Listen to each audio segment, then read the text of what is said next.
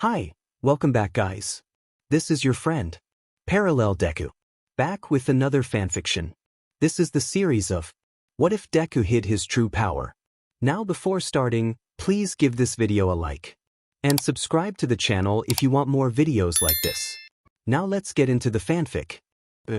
This story begins at Arudara High School, where a green-haired boy with big eyes and freckled cheeks, quite skinny to be honest, was being bullied by a boisterous blonde. Unfortunately, in this situation, no one was stepping in to help, not his classmates, nor the lazy teacher who seemed more interested in betting on how many hits the boy could take. Fortunately for the bullied child, the rough treatment only lasted a few moments. However, it led to harsh words from the explosive boy. Just when the green-haired boy thought he could relax, he saw the blonde grab his yellow backpack and pull out a battered notebook, which had seen better days. This notebook was the most valuable possession of the green-haired boy.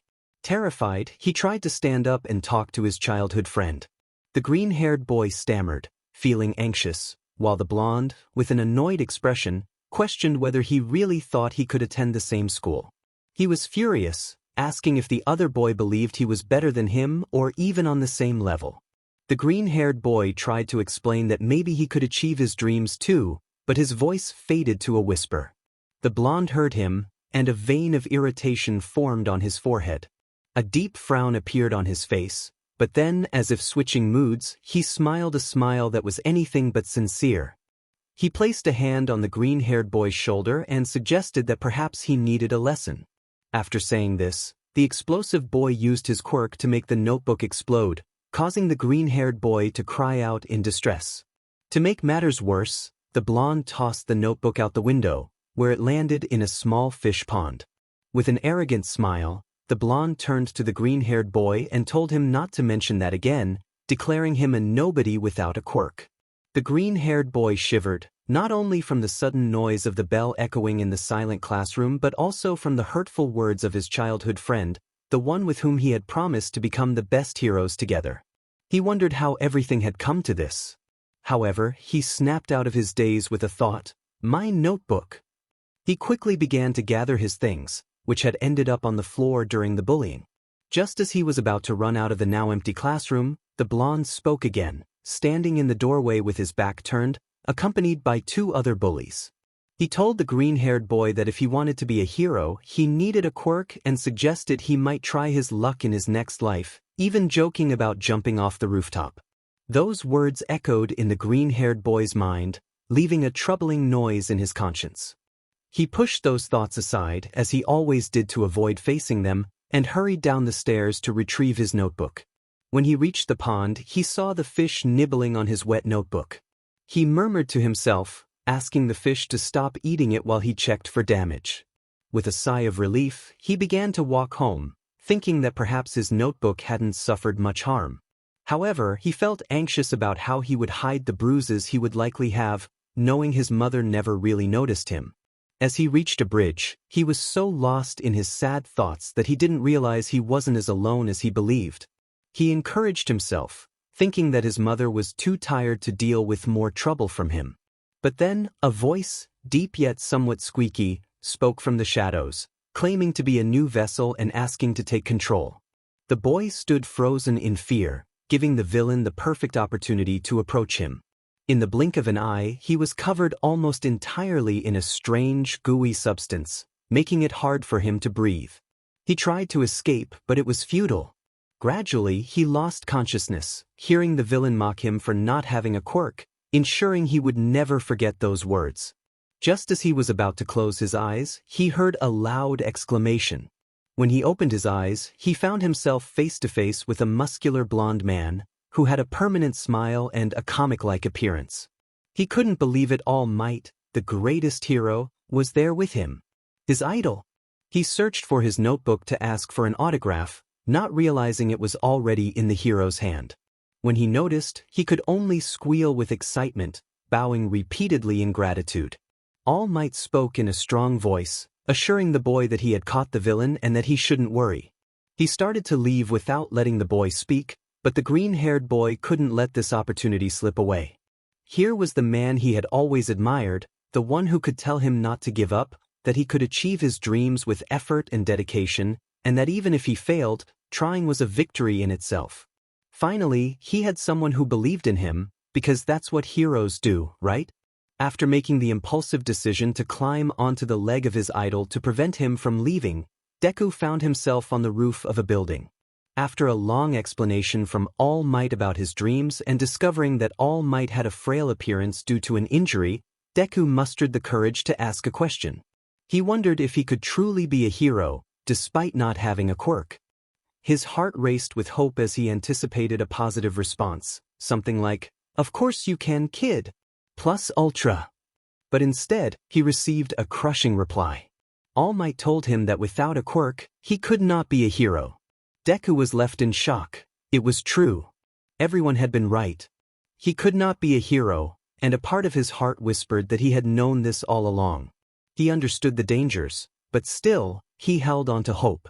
He believed that perhaps something would finally be granted to him, something that could bring happiness to others, something that could make them smile.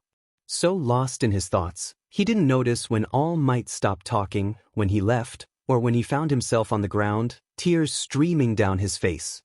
He cried for his shattered dreams, for the realization that what could have filled him with joy was now deemed impossible. He cried because his motivation had vanished. In his sorrow, he pulled out his cherished notebook from his backpack. This was not just a place for him to write about heroes, it was where he poured out his thoughts, as no one paid him any attention. He could express himself freely within its pages, knowing no one would read it. He glanced at it, and in his pain, he tossed it aside, feeling frustrated and defeated, as that was all he could do. Perhaps he was just a Deku, a failure. So absorbed in his thoughts, he didn't notice when a figure approached from behind, someone who had been there for a while. The figure carefully picked up the battered notebook and examined it for a few moments, impressed, before revealing their presence. The figure greeted him, and Deku turned in shock. They had been listening to All Might tell him he could not be a hero and had taken a look at his notebook. The figure introduced themselves as Kurogiri and told Deku that he could be someone important, that he could show everyone who he truly was, but not in the way he expected. Deku saw a man standing before him, his entire form resembling a dark mist, with bright yellow eyes. He wore a simple yet elegant suit, reminiscent of a bartender he had seen at a gathering. Deku focused on the man, wondering what he was doing there. Did he follow them? Was he a villain searching for All Might? But what had he been talking about just moments ago? Deku nervously asked Kurogiri what he meant. Kurogiri explained that he could help him. He had been observing Deku's analytical skills and had followed a trail of fallen leaves that intrigued him. He pointed out that Deku should be more careful. However, that wasn't the main reason he was there. He praised Deku for his impressive ability to analyze quirks at such a young age, acknowledging it as a significant achievement that required great skill. Deku was astonished and hopeful, unable to believe that someone recognized his efforts, not to mock him but to commend him. No one had ever done that before. This was incredible. He never thought anyone would truly notice him. Everyone overlooked him simply because he lacked a quirk, focusing only on that and not on his other qualities. Feeling nervous, Deku asked Kurogiri what he wanted from him. He couldn't part with his notebook, it was too important. All his notebooks had always been with him, the only companions. He had never abandoned him. He didn't know what he would do if he lost them. Kurogiri explained that he belonged to a group called the League of Villains. Their leader was the most wanted and powerful person of all, the most feared villain. He asked Deku if he would like to join them. If he did, he would have a chance to show everyone that he had potential, even if he didn't use it to become a hero. He would be helping them instead. Kurogiri smiled as he awaited Deku's response. Chapter end. The small television turned on, displaying the image of a man with a strange mask. It seemed as if he had no eyes, as that part of his face was covered in scars. He had a serious expression, or at least that was what Deku thought, as he struggled to see clearly through what appeared to be tubes. The man was seated in a chair. Deku felt a surge of fear as he wondered who this man was. Shigaraki had his hand on Deku's neck, and with the arrival of the man, it felt like the pressure increased. Deku was terrified, questioning how he had ended up in this situation. He recalled his mother's warning about not going with strangers, and now he regretted not listening. The man introduced himself as All for One, previously known as the greatest villain of all time. Deku realized that this was the person Mr. Kurogyari had mentioned. Despite his current state, he didn't seem very powerful, although the same had been said about All Might. Suddenly, a thought struck Deku.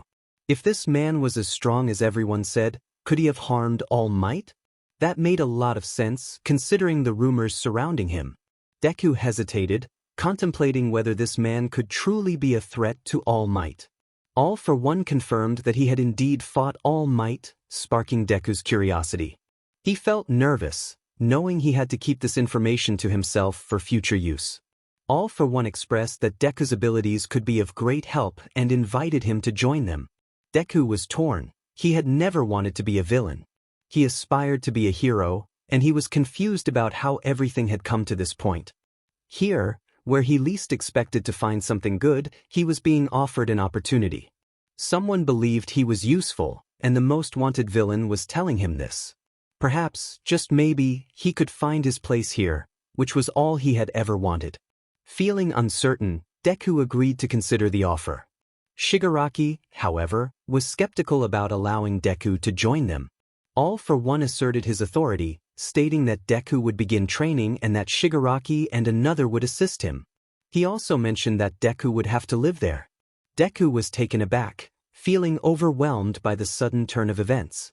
He worried about his mother and school, fearing that if he stayed there, someone might discover him. He could be seen, and heroes might find out, or he could make enemies among the villains, putting his mother in danger. The thought of being arrested and spending his life in prison was daunting. Yet, if he stayed there, no one would find out, but he would miss his mother. He didn't want to cause her more trouble. He needed to make a decision. He had already accepted this path and couldn't turn back now.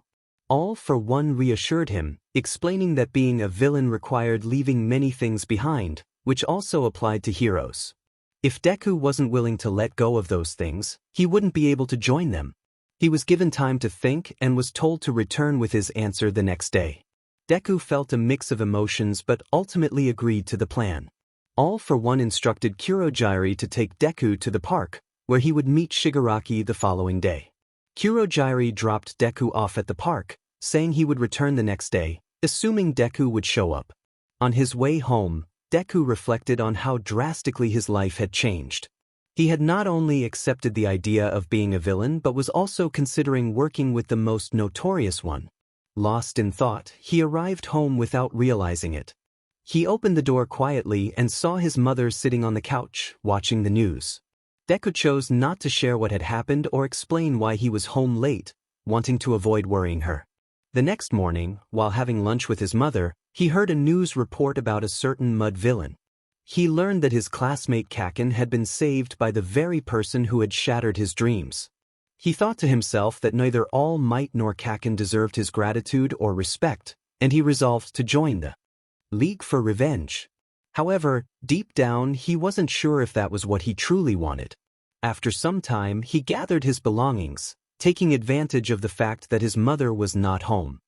He left her a note before heading to the park to meet Kurogyari. He still had doubts but didn't want to miss the opportunity to be part of something, to finally be acknowledged. The note read, "Mom, I'm sorry if this decision makes you sad, but I think it's better for both of us. I'm leaving home. I'm sorry for disappointing you. Love, your son." With that, Deku set off for the park, knowing time was of the essence. He hurriedly made his way, eager to meet Kurogyari. Chapter End. Kurogyari greeted Deku at the park, acknowledging his arrival. Deku smiled shyly and explained that he had been organizing some things and asked when they would be leaving. Kurogyari spun around and assured the boy that no one was watching them, as he had made sure of it. Deku felt a sense of alarm at that thought. Kurogyari opened a portal and stepped through quickly, feeling a mix of uncertainty and a desire for revenge for everything that had happened to him. He was angry, very angry about the treatment he had received from Katsuki and the unfairness of it all. He had to endure so much, and his dreams had been shattered. He knew he couldn't blame just a couple of people for his situation, but knowing that others had caused his pain made him think that he could somehow turn the tables on them. It was a false sense of control. OFA was aware that Deku would come, and he mentioned that Shigaraki was eager for his arrival. The screen displayed the image of the villain with a smile, which gave Deku a glimmer of hope, though he couldn't shake the strange tone of relief he heard in OFA's voice. Shigaraki, visibly annoyed, reacted with a shout, his cheeks slightly flushed, though it was hard to tell because of the hands covering his face. Deku felt a mix of excitement and nervousness, knowing he was among villains. He decided it was best to stay cautious and on the good side of them for now. OFA informed Deku that he had a rigorous training plan for him. They would train his body for 5 months, focusing on physical conditioning, hand-to-hand combat, and weapon handling. OFA wanted Deku to accompany him for a moment. Kurogyari opened a portal and invited Deku to enter, saying that his sensei was waiting for him. Deku stepped through the portal and found himself in a dimly lit room, illuminated only by screens. In the center stood the most wanted villain, the one who had caused great harm to All Might, now reaching out a hand toward him. OFA encouraged Deku to come closer, claiming he was about to give him what he had always desired. Deku's breath caught in his throat, overwhelmed by disbelief at the impossibility of the situation. He hesitantly asked what OFA meant. OFA explained that he could grant Deku a quirk, the very thing he had always wanted, which had been denied to him and had led to his struggles. Deku realized that his desire to be a hero and to have a quirk stemmed from a longing for acceptance, for friends, and a family that would embrace him. Perhaps he had found that now. OFA urged him to extend his hand, warning him that it would hurt. With slow steps, Deku approached, fear gripping him as he felt a lump rise in his throat. However, he knew that if he went through with this, he might finally achieve his dream. He extended his hand toward OFA, who smiled at him just before an immense pain surged through his body. It felt as if he were being reshaped, like clay being molded. He cried out as his entire body felt like it was on fire. The pain was overwhelming, reminiscent of the times Katsuki had been particularly harsh. Just when he thought he might faint, he collapsed to the ground, his vision blurring and his body aching. As he felt his consciousness slipping away, he heard OFA's voice urging him to stay strong, to survive, and to prove everyone wrong.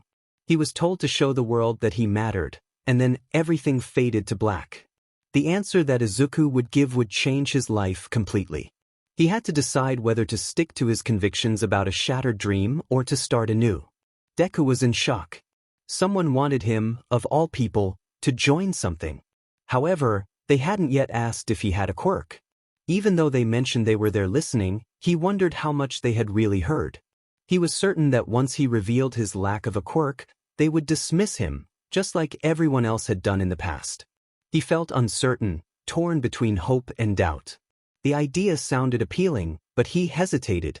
Kurogyari assured him that they could teach him to fight and that he could achieve great things, even without a quirk. Tears filled Deku's emerald eyes. Someone had finally seen potential in him, even if it was a villain. It was everything he had always desired, someone recognizing his abilities and wanting to help him develop them. It felt incredible to finally be accepted for who he was, and the offer to train was a dream come true. With tears still in his eyes, he looked at Kurogyari and nodded, feeling a mix of fear and excitement. That shaky response was all Kurogyari needed to smile and open a portal with his mist, inviting Deku to follow him. Wiping his eyes furiously, Deku hurried to calm himself, knowing he could cry later. He stood up from the hard floor, trembling, and approached Kurogyari with unsteady steps before entering the portal. He stepped through quickly, not wanting to second-guess his decision. On the other side of the portal, Deku found himself in a clean bar with dim lighting, surrounded by dark red chairs and tables near the counter, where various drinks were displayed. Sitting on a stool at the bar was a thin, hunched man with dull blue-gray hair, facing away from Deku. Kurogyari announced their arrival, greeting Shigaraki Tamura. Shigaraki turned to look at Kurogyari, expressing annoyance at the sight of Deku. Deku froze behind Kurogyari, noticing the many hands covering Shigaraki's body and the unsettling red eyes peering from beneath one of those hands. Kurogyari introduced Deku as a boy with remarkable analytical skills and handed Shigaraki some pages from Deku's notebook. As Shigaraki read, he begrudgingly acknowledged Deku's talent. Pride swelled within Deku. Two people had now recognized his potential.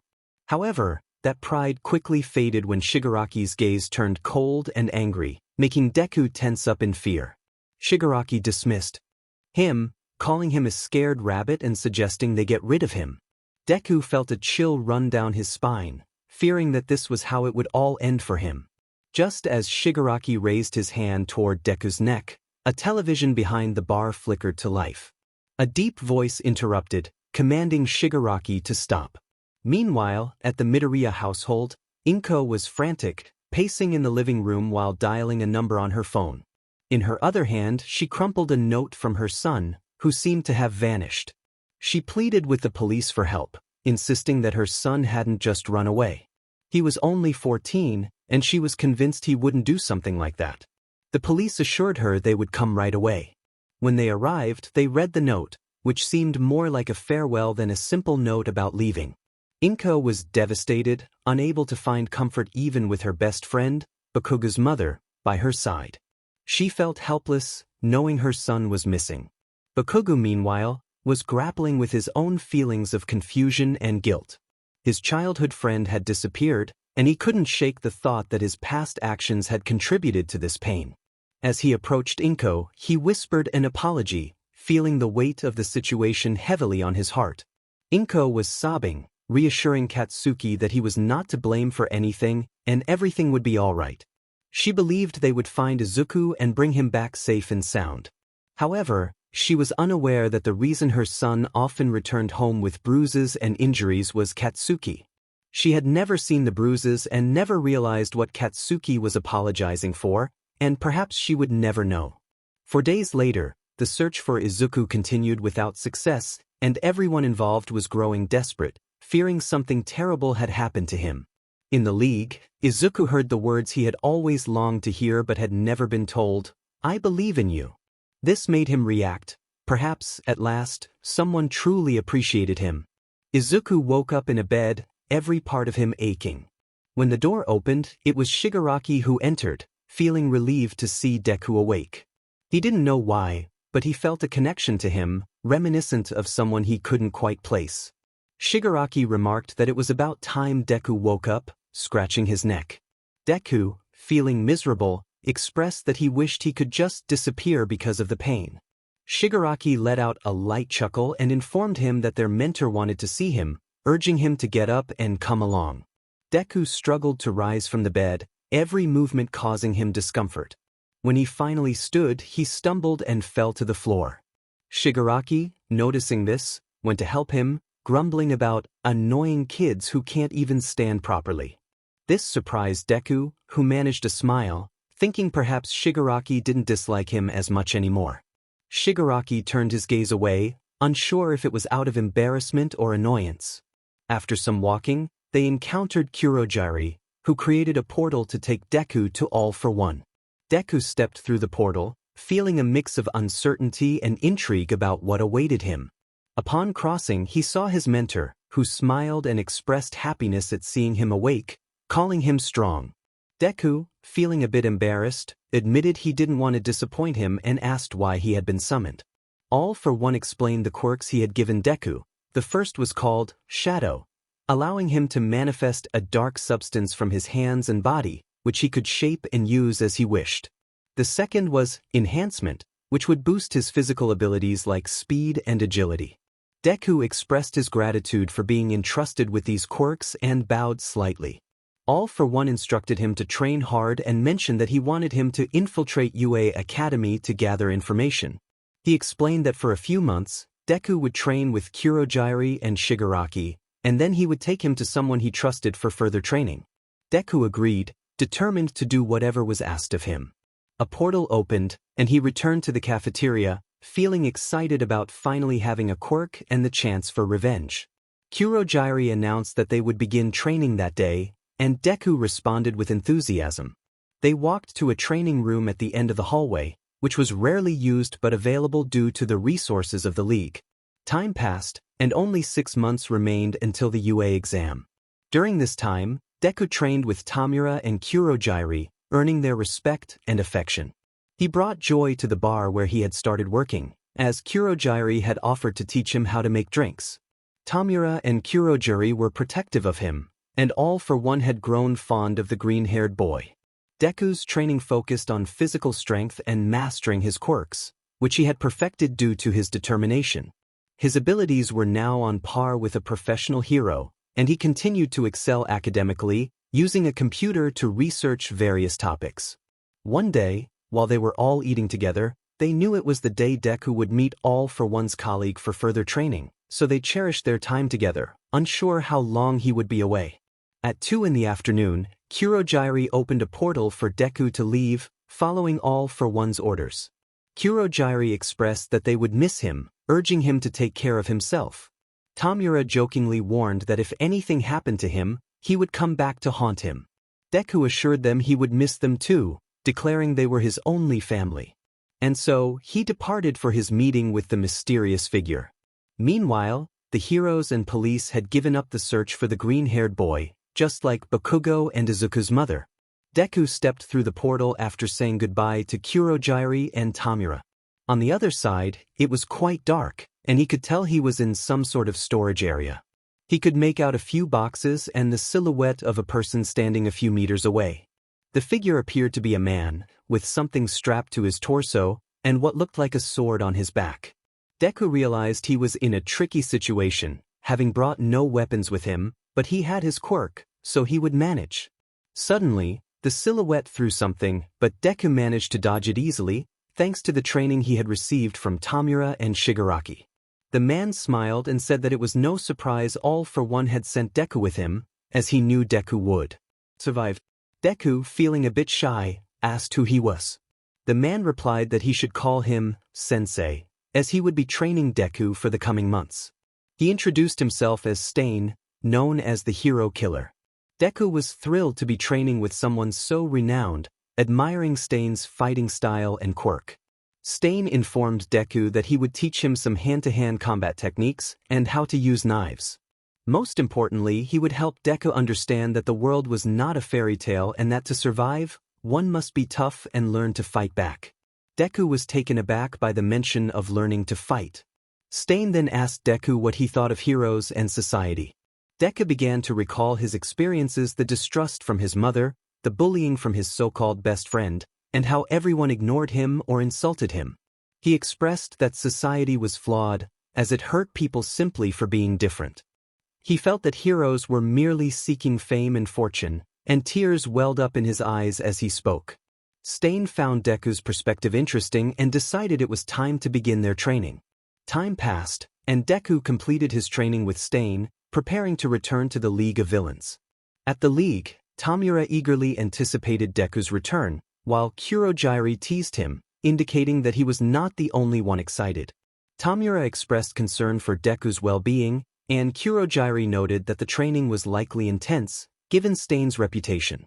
As they reminisced about their worries, a portal opened, and Stain emerged, followed by Deku, whose hair was a bit messy and covering his eyes. Deku announced that he was home. Kurojiri and Tomura exchanged worried glances, hoping that Deku had not changed too much, as he was the one who brought joy to their group. Deku smiled broadly, his joy evident as he ran to embrace Shigaraki and Kurojiri, who were taken by surprise. Shigaraki jokingly asked Deku to be more careful, while Deku expressed how much he had missed them. Kurojiri welcomed him back, relieved that he was still the same. Stain suggested that Deku change into his training clothes to demonstrate his skills. Deku agreed, eager to show what he had learned. As Deku returned in comfortable training attire, he felt a pang of disappointment at Stain's absence but quickly moved on, focusing on the upcoming combat demonstration. Shigaraki encouraged Deku to show them everything he had learned without holding back. A mischievous smile spread across the faces of both Shigaraki and Kurojiri as they prepared for the demonstration. Deku assured them that they might regret their decision, and Kurojiri closed the door behind them, signaling that it was time to begin. Everyone stood still, waiting for the first move to be made. Deku took a combat stance, one hand raised, holding a sword, his body positioned like a horse stance, with a big grin on his face. He was ready for action. Kurojiri opened a portal behind him, and Shigaraki emerged, attempting to touch his shoulder with his quirk. Deku deflected Shigaraki's hand with the hilt of his sword to avoid causing harm. He then charged toward Kurogiri, who was creating portals to trap him while also transporting Shigaraki to immobilize him. Shigaraki paused, noticing something. Shigaraki called out to Deku, questioning why he wasn't using his quirks, suggesting that Deku was underestimating them. Deku reassured him that he wasn't underestimating them, but if Shigaraki wanted him to use his quirks, he would do so. Deku smiled confidently, which only seemed to irritate Shigaraki further, who forced a challenging smile in return. As the battle began, Deku activated his quirk, enhancement, and with incredible speed he lunged at Shigaraki, delivering a powerful strike to the back of his neck, causing Shigaraki to fall to the ground, momentarily incapacitated. Kurogiri then opened a portal next to Izuku and attempted to immobilize him, but Deku used his other quirk, which allowed him to create and manipulate dark matter, forming a sphere of darkness that struck Kurogiri in the stomach, causing him to stagger back, trying to catch his breath. Deku quickly got back on his feet and landed a punch on Kurogiri's face, knocking him out. As Shigaraki and Kurogiri began to regain consciousness, the first thing they saw was Deku, the cause of their earlier defeat, smiling at them with concern. Deku expressed relief that they were okay, admitting he had worried he might have hurt them too badly. As they took in their surroundings, they realized they were in a bar, with some ice on their injuries from where Deku had struck them, and their scrapes were cleaned and bandaged. Shigaraki acknowledged Deku's improvement but sarcastically remarked on his gentleness, questioning if he could be any more soft-hearted. Deku playfully pouted, reminding Shigaraki that it was what they had wanted. Kurogiri chimed in, laughing and comparing Shigaraki's competitive nature to that of a small child. Shigaraki, annoyed, warned them to be quiet or he would retaliate. Deku, unfazed, continued to tease Shigaraki, feeling safe with Kurogiri's presence. Suddenly, the television turned on, revealing AFO, who was smiling at them. Deku eagerly asked if AFO had seen the fight. AFO confirmed that he had arranged for cameras to capture the battle and monitor Deku's progress closely. Deku asked for feedback on how he had performed, to which AFO responded that he was ready and wanted Deku to infiltrate during the UA entrance exams. Deku agreed but was curious about how he would manage that. AFO assured him he had a plan. The next day, Deku met with AFO, who had requested his presence. Kurogiri kindly opened a portal for him. AFO explained the plan. They would take Deku to a building where heroes would arrive to rescue him, making it appear as if he had been kidnapped. They had even arranged for him to write a note to his mother beforehand, ensuring no one would suspect anything. He emphasized the importance of being consistent with his story. Deku listened carefully, but when AFO mentioned that he would need to explain being attacked and having some injuries, he expressed concern about the believability of that part of the story. AFO reassured him that Shigaraki and Kurogiri would ensure he received a thorough beating, which would make the story more convincing. Deku found it harsh and complained that Shigaraki and Kurogiri were still upset about their earlier fight, wishing he had known what to expect before training. AFO playfully mentioned that it would give others more reason to challenge Deku, smiling as he said it. Deku, feeling a bit anxious, expressed that sometimes AFO was quite intimidating. AFO responded that Deku should rest because tomorrow would be a tough day for him. Deku agreed and stepped through a portal created by Kurogiri. As he entered, he caught a glimpse of Shigaraki's victorious expression, knowing that his body would be sore the next day. Shigaraki teased that he assumed Deku was aware of the plan and, with a smirk, mentioned that he would take out his frustrations on Deku, but assured him he wouldn't be harmed, as Deku was important to the league. Kurogiri added that Deku was especially important to them. Deku, feeling emotional, expressed that he would miss them and suggested they do something fun to enjoy his last day before facing the challenges ahead. Shigaraki found the idea tempting and agreed it was excellent. Kurogiri, with a hint of exasperation, remarked that he was surrounded by children, which prompted a playful reaction from both Deku and Shigaraki, who questioned him with mock seriousness. Kurogiri quickly backtracked, insisting he hadn't said anything. The three of them set out for some fun, dressed in dark clothing. Deku wore a black mask and hoodie, while Shigaraki and Kurogiri followed suit. Kurojiri seemed indifferent to his appearance, having chosen the outfits, as it would have been a disaster if Deku had picked them. Deku woke up, knowing today was the day he would have to blend into what he called the normal world. He felt uneasy about being around those who had shattered his dreams and left lasting marks on his life. He thought about the bullying he had endured and how he wished for support from his mother, who had only offered apologies for a dream she believed he couldn't achieve. Most of all, he thought of All Might, his former idol. With those thoughts in mind, Deku got out of bed and left his room, trying to convince himself that it would be a good day, despite his sarcasm. In the common area, Deku greeted Shigaraki and Kurojiri, feeling a bit groggy and exhausted. He blamed his tiredness on his overactive mind, which often turned his free time into a constant struggle. Kurojiri informed him that he had received instructions from the boss and handed Deku a white shirt and black shorts, which seemed simple enough. Deku questioned the need for new clothes, as he already had some, but Kurojiri explained that the outfit had been adjusted since Deku had grown a bit. Shigaraki chimed in, teasing Deku about his height, prompting Deku to realize he had indeed forgotten about his growth. Shigaraki then laid out the plan.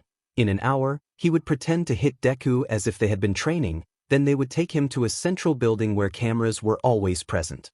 This would allow the heroes to arrive quickly for a rescue, and Deku could infiltrate UA with the other students.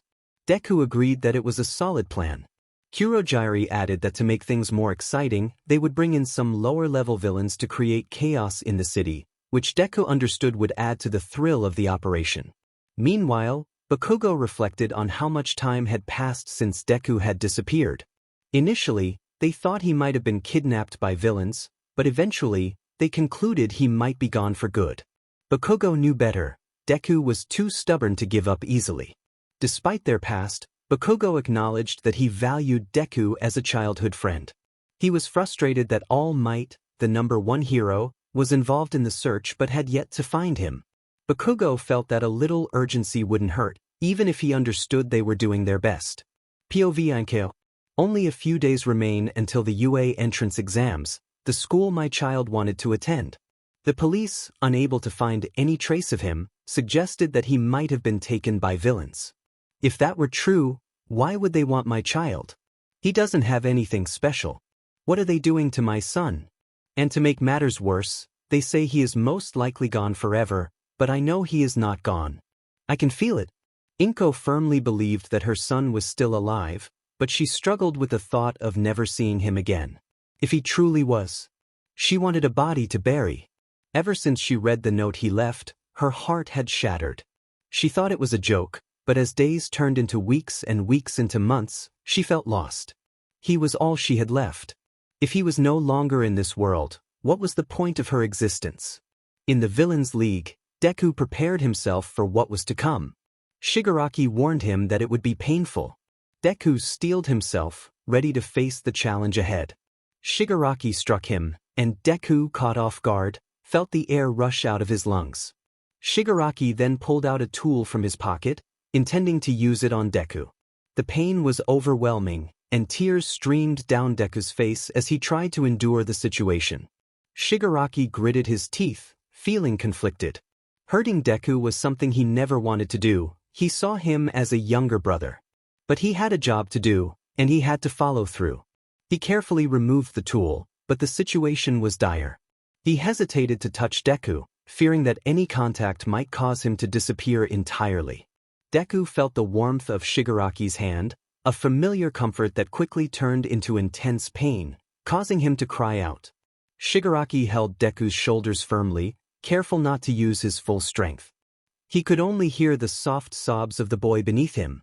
Turning Deku over, he felt the cold ground against him, a strange mix of discomfort and relief. Suddenly, he was hit with a series of rapid strikes to his face, leaving him dazed. Blood escaped his mouth, and he struggled to breathe. As his vision began to fade, he realized he was the one screaming.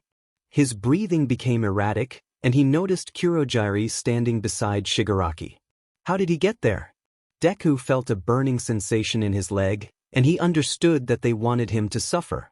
His vision blurred completely, and he lay on the ground, feeling overwhelmed. Shigaraki expressed concern about Deku's condition, realizing he was still losing too much blood. Kurojirai reminded him that they were under orders not to heal Deku's wounds. They were worried, but they had to follow the plan. Shigaraki pondered how this would affect their strategy. Kurojirai explained that if Deku appeared vulnerable, they would likely keep a close eye on him, preventing him from entering. Shigaraki understood, but he was still concerned about Deku's condition. Kurojirai suggested they move him to the building, where their distractions were causing chaos. It was time for everyone to know that Deku was still alive. Shigaraki agreed, realizing that even if it was through a kidnapping, it would draw attention. They stepped through a portal, arriving at the central building of the city. From above, they could see the villains they had used as pawns being arrested while others continued to cause destruction. News reporters were everywhere, questioning who was behind it all and why. POV Inkeo. Today was quite an exhausting day. I didn't sleep well last night, which left me feeling a bit irritable. But who could blame me? My baby is not here. I arrived home hoping to relax a little and turned on the usual news as I sank into the couch. The reporter announced that new villains had arrived. The camera focused on a purple portal, and then a well-dressed man and a tall, lanky figure appeared, carrying someone. What could have happened? Wait, that hair. The man began to speak, but I couldn't hear what he was saying. Then, they showed Izuku's face. My boy. He looked a bit bruised, but it was definitely him. That hair and those clothes belonged to my child. He was alive. My baby was still breathing. Overwhelmed with emotion, I started to cry. My knees buckled beneath me and I fell, but that didn't matter. My son was alive, and that was enough. POV Inkeo. That man threw my baby from the building. I was furious. How dare he? I promised myself that when I saw him, I would give him a piece of my mind. Thankfully, All Might caught him. I was so relieved he arrived in time.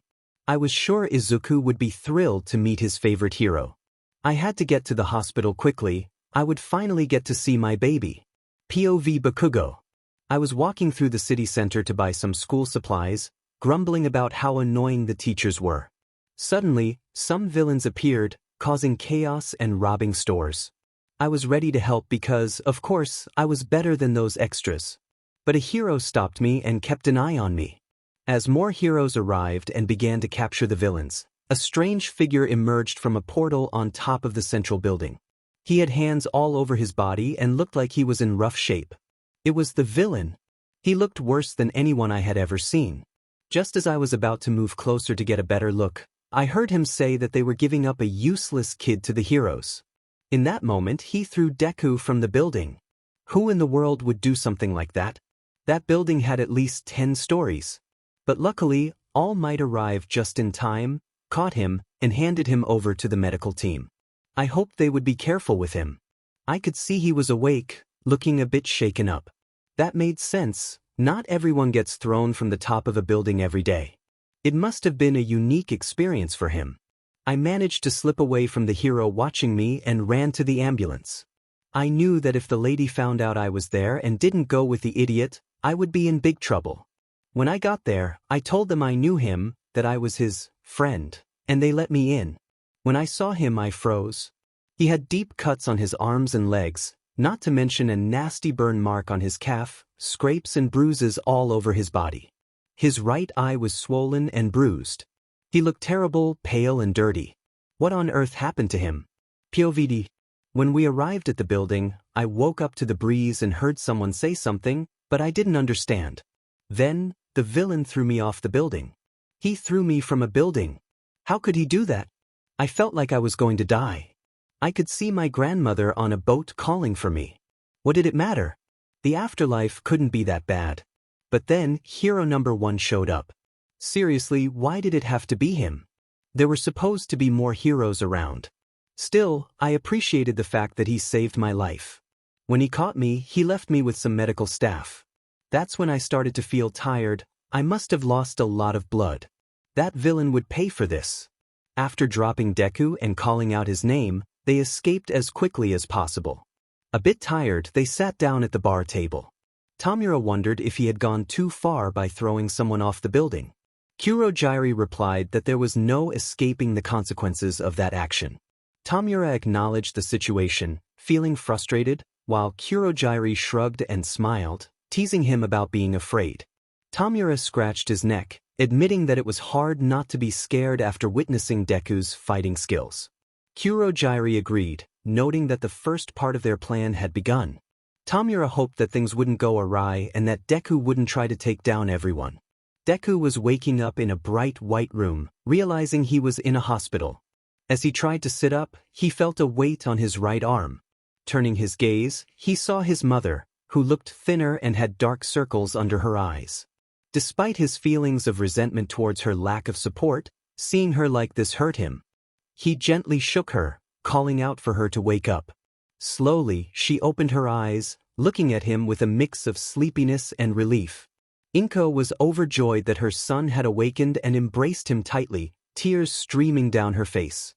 Deku returned the hug, mindful of his injuries, but the warmth of her presence made him feel at home again. He expressed his fear about what had happened to him, pretending to be more upset than he was. Inko reassured him that she would do everything in her power to ensure he was safe. She promised that the person who had harmed him would face consequences. Deku thanked her, feeling a mix of gratitude and determination to make things right himself. Inko declared her love for him and vowed to protect him, tightening her embrace as they shared a heartfelt moment. Curious about how long he had been there, Deku learned from Inko that he had been unconscious for 2 days and that Katsuki had been worried about him. Deku was surprised by this revelation, feeling conflicted about his feelings towards Katsuki. Inko left to call the doctor, giving Deku a kiss on the forehead before she went. Alone, Deku reflected on his feelings for his mother, acknowledging that despite their differences, he would always protect her. He chuckled at the thought of his quirks helping him heal quickly. The doctor entered, greeting Deku and explaining that he would conduct some tests to determine when he could go home.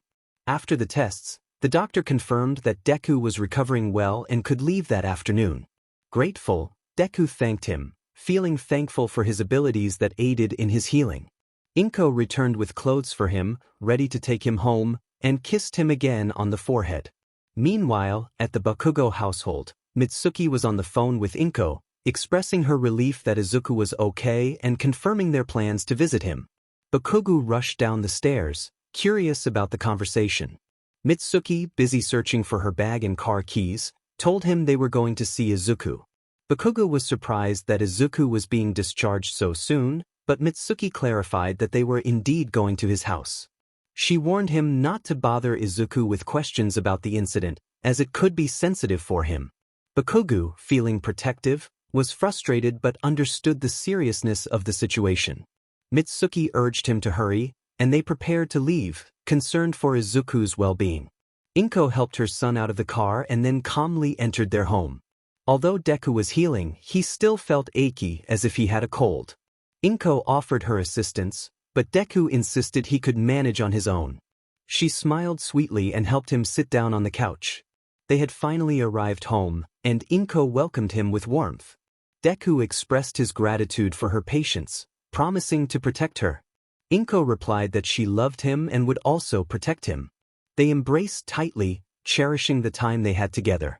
Perhaps if Inko hadn't been so busy, Deku could have pursued a career as a doctor or something similar. Inko then excitedly revealed she had a surprise for him. She was going to prepare katsudon. Deku thanked her joyfully, recalling how long it had been since he had enjoyed that dish, as Stain had previously discouraged him from eating it, claiming it would slow him down. But now he was free to enjoy it. As Inko prepared the katsudon, Izuku relaxed on the sofa, curling up and drifting off to sleep. Meanwhile, Inko called Mitsuki, who would arrive in about 25 minutes, prompting her to hurry. She glanced over her shoulder at her son sleeping peacefully, feeling a mix of relief and love in her heart. The doorbell rang, waking Deku from his slumber. He saw his mother in the kitchen and got up to open the door. To his surprise, Mitsuki and Katsuki had arrived. Mitsuki expressed her relief at seeing him well, as both she and Inko had been worried. Deku smiled as he embraced his aunt, feeling a sense of warmth from her presence. He greeted Katsuki, who seemed taken aback by the use of his first name, which added a layer of confusion to their reunion. As they settled in, the atmosphere was a mix of comfort and awkwardness. Katsuki kept glancing at Izuku, who was returning the gaze with an expression that was more perplexing than affectionate.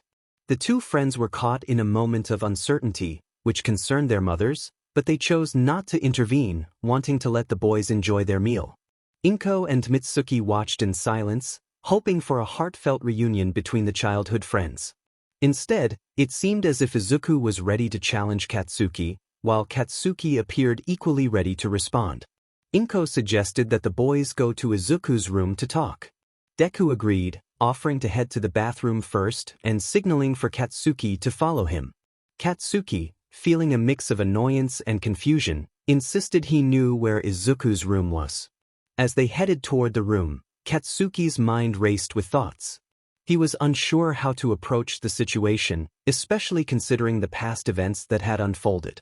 He couldn't shake the feeling that something had changed about Izuku, but he couldn't quite put his finger on it.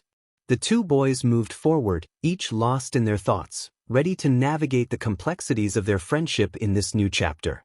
In the bathroom, Deku leaned against the sink, feeling anxious about being around the person who had bullied him for so long. He thought about how he hadn't told his mother about his feelings, and he wished he could avoid any confrontation that might ruin his plans. He took a moment to gather himself and then left the bathroom. When Deku entered the room, Katsuki was staring at him, and Deku returned the gaze, wondering what Katsuki was analyzing. He thought to himself that it seemed like Katsuki was challenging him, perhaps wanting to duel. Deku smiled, reminding himself to act normally so no one would suspect anything. He felt a bit nervous but tried to play it cool. Katsuki dismissed him, saying he had nothing to say and questioned what they were supposed to do with their time. Deku suggested they play a video game, trying to keep the mood light. Katsuki, with his usual arrogance, asked if Deku still planned to attend UA. Deku nodded, feeling a pang of self-doubt as he remembered the harsh words directed at him. Katsuki continued to mock him, saying someone like Deku should give up since he hadn't trained and had faced challenges. Deku, however, stood firm in his resolve, declaring that he would become the #1 hero and save people with a smile, wanting to be a symbol of peace. He felt a bit silly for saying it but was determined to prove himself. Katsuki scoffed at Deku's ambitions, telling him to stop talking nonsense and to start the game. Deku complied, and they spent the afternoon playing video games, with Deku intentionally letting Katsuki win while enduring his teasing. Meanwhile, Mitsuki and Inko chatted about trivial matters, avoiding the topic of the recent kidnapping incident. They had been friends at school, but their children's differences had caused a rift in their friendship. As the evening approached, the Bakugos left, and the Midoriyas prepared for bed. Deku looked around his room, realizing he had posters of All Might everywhere. He decided to redecorate and reminded himself that the UA entrance exam was just around the corner.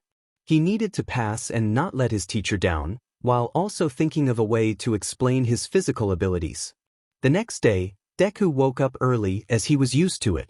He took the opportunity to pack away everything related to All Might, wanting to distance himself from the hero who had shattered his dreams. When Inko saw him packing, she grew concerned. She asked what he was doing, and Deku explained that he wanted to donate his All Might items to orphans, hoping to bring them happiness.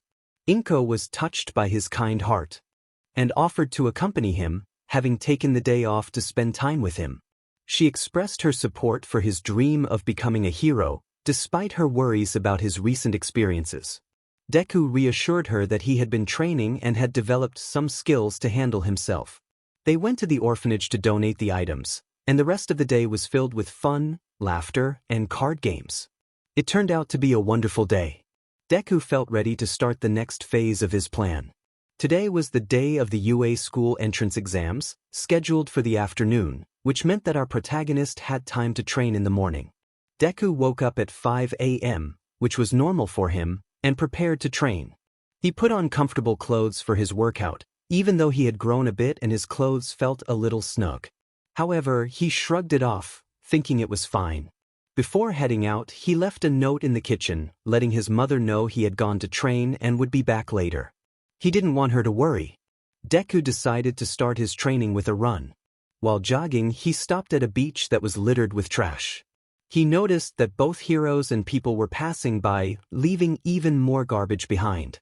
Deku thought to himself that it seemed all heroes were the same, a realization he had confirmed during his training with Stain. He decided to pick up the trash, thinking it would be good physical training and a way to be a friendly neighborhood hero, like Spider-Man. In just 2 hours, Deku cleaned the beach, as he was already used to carrying heavy things. The training with Stain had been intense, but he had managed. After that, he continued running, wanting to visit the league, as he missed them, even though it had only been 3 days. However, he knew he couldn't go now, so after running for a while and doing some stretches, he returned home to relax his muscles. Upon entering his house after a thorough search for his keys, Deku greeted his mother with a smile as the delicious smell of eggs filled the air. Inko noticed him and they sat down to eat together. After breakfast, Deku took a shower and then went over his old notes, feeling a wave of nostalgia. School hadn't been easy for him, but he loved learning. It was his escape from reality. Pushing aside those unpleasant thoughts, he studied until nightfall, spending time with his mother before going to bed early, as he didn't want to be late. After a farewell hug from his mother, Deku set off for school. On the way, he saw the beach looking much better without all the trash, and he felt proud of the work he had done. The written exam was straightforward, and he was grateful to his past self for taking notes diligently. After finishing, he was taken to an assembly. The lights were dim, making it hard to see. He wondered why they didn't turn them up. Someone could trip and fall, which could lead to a serious injury. He found a seat in the front row, but when he heard someone insult him, he regretted sitting there. He felt embarrassed and wished he hadn't come at all. Kaken, his classmate, called him a nerd and questioned why he couldn't sit somewhere else. Deku felt nervous but managed to greet him, feeling like he was putting on an act. The hero present mic began explaining the exam details, mentioning robots and other things. Deku noticed a boy standing up to make a complaint, moving his hands like a robot, which seemed silly. They were instructed to go to their assigned groups, so he stood up and headed to find his. Upon arriving, he quickly assessed his peers, noting their quirks, especially those that were obvious, like the boy with motorized legs. Suddenly, a loud sound echoed as the doors opened, and the exam began. Deku dashed out and saw numerous robots. He started to take down the ones that crossed his path. After some time, he had accumulated enough points to pass, so he relaxed a bit. But then he spotted a giant robot. It was enormous, and Deku was taken aback, realizing that this was a school for the elite. As he was about to leave, he noticed a girl with round features and brown hair trapped under some debris, and no one was helping her. He thought it was unbelievable that they called themselves aspiring heroes. Initially, he considered leaving her there to learn a lesson about responsibility, but then he remembered that he needed to set a good example as a hero. He couldn't let her down. With a sigh, he decided he would have to save her. Deku used his quirk, Increase, to run towards the girl. He utilized some debris to gain momentum and reached the height of the robot. Standing in front of it, he delivered a punch that caused a bright explosion, reminiscent of the anime, but without any destruction.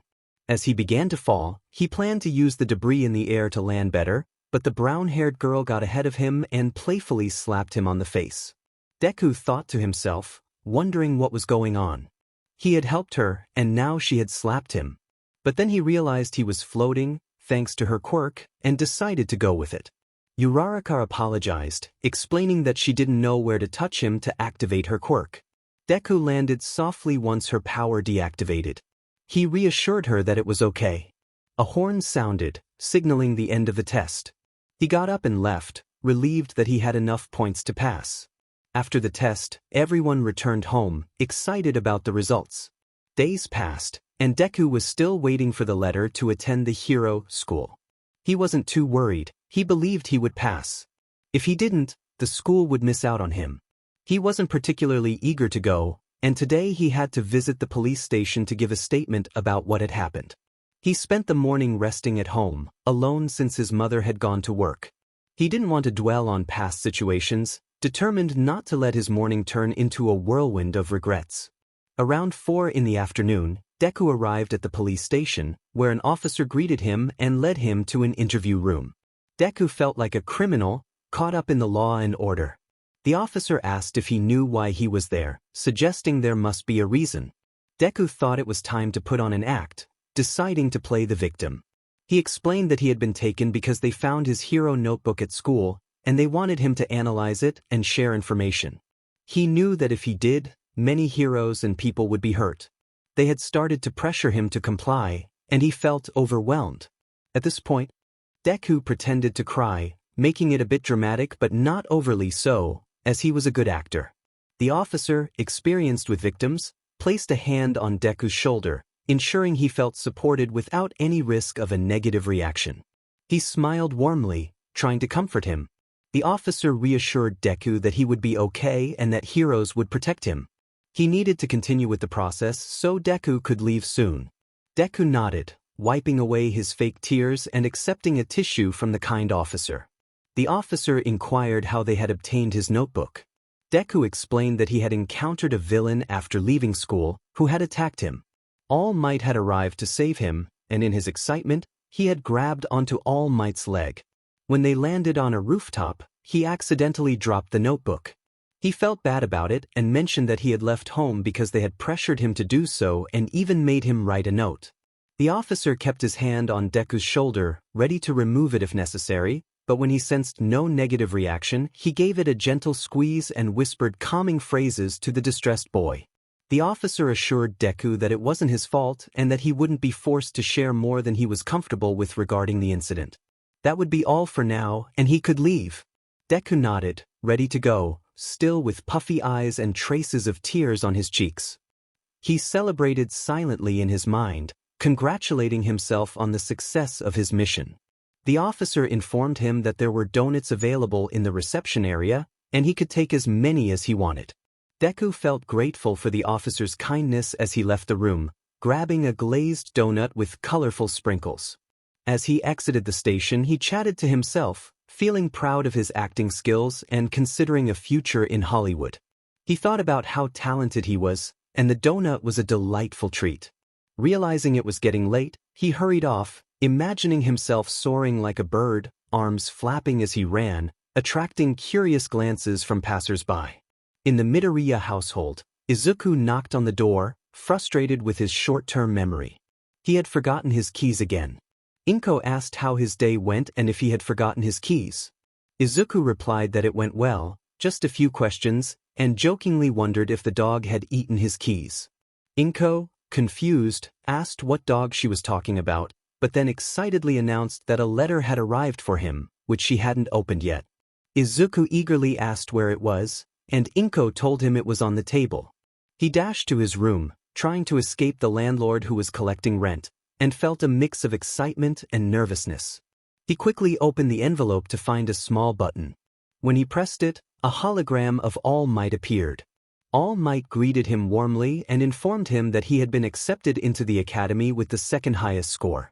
He praised Izuku for his heroism in saving a girl and expressed excitement to see him soon, mentioning that his classroom was 1A and wishing him luck. Despite the teasing thoughts in his head, Izuku felt a warm glow inside. He knew he could be the best hero if he wanted to, but he could also be the best villain. After leaving his room, he shared the news with his mother, who was overjoyed. As a reward for his hard work, they went out for dinner, and Inko couldn't stop repeating that he would be the best hero of all. The next morning, the loud sound of his alarm filled the room, but Izuku didn't get up right away. He was waiting for his favorite part. Inko called for him to come down for breakfast, reminding him that it was his first day and he would be late if he didn't hurry. He quickly got up, not wanting to face his mother's wrath, which could be quite scary. As he got ready, he thought about how he might tell his mom that he didn't want to go to UA. He imagined her reaction, starting with a loving smile that quickly turned serious, reminding him of the times he got caught playing games instead of studying. Inko would insist that he wanted to be a hero, and she had bought him All Might merchandise for a reason. She would remind him that the uniform was expensive, and he needed to wear it proudly. Izuku reassured himself that his mom wouldn't really be that harsh, but he decided it was best to leave quickly to avoid any potential drama. He left the house, humming his favorite song, and made sure to take his keys this time. He didn't want to risk being locked out and missing school.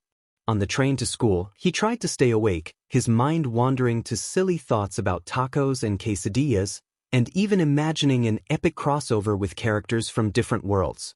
When he arrived at his classroom, he took a deep breath and stretched, feeling grateful to be at the school of his dreams. The facilities were amazing, and he hoped the teachers would be competent. Most importantly, he hoped Bakugo wouldn't be in his class. As he opened the door, he spotted Bakugo and another student, feeling a wave of dread wash over him. Bakugo was loudly declaring that he wouldn't lower his feet from the desk, insisting he would do whatever he wanted. Another student, Ida, chastised him for his rudeness, reminding him that they were future heroes and should be more considerate. Both Bakugo and Ida turned to look at Izuku, and he felt the weight of their gazes. Gathering his courage, he prepared to navigate the challenges ahead. Deku greeted everyone with a shy, "Good morning." Ida, who had noticed him during the entrance exam, complimented him on his impressive performance against a robot. He was curious about how Deku managed to defeat it with just one blow, especially since there was no mention of a super strength quirk in his records. Deku, feeling a bit overwhelmed by the attention, introduced himself as Izuku Midoriya and awkwardly declined to answer Ida's question. Kaken, who was not pleased to see Deku, confronted him with a loud exclamation, expressing his annoyance at Deku's presence. Deku stammered in response, trying to explain himself. Suddenly, a girl with short brown hair and round cheeks approached him with a bright smile. She quickly leaned in and thanked him for saving her, which left Deku feeling bashful, as he had little experience talking to girls. The girl introduced herself as Ochako Uraraka, and Deku nervously introduced himself in return. Their interaction was interrupted by their teacher, Aizawa, who sternly instructed them to sit. The students quickly complied, with Deku finding himself seated behind Bakugo, a reminder of their complicated history. Aizawa introduced himself and laid out his expectations for the year. He made it clear that he was there to teach them how to be good heroes, not to make friends. He then instructed them to change into their sports uniforms and head outside for physical tests. The students were soon out of breath after a series of quick but tiring activities, including races and endurance tests. The final challenge was the ball throw, and everyone was determined to perform well, especially since Aizawa had hinted that the lowest scorer would be expelled. Deku found this to be a bit harsh but was motivated to do his best. When it was finally Deku's turn, he approached the throwing line with determination. As he threw the ball, everyone was surprised by his strength. He didn't come in first, but he secured third place, just behind Bakugo and Uraraka. All Might watched from a distance, which made Deku feel a mix of pride and mischief as he smiled at his mentor.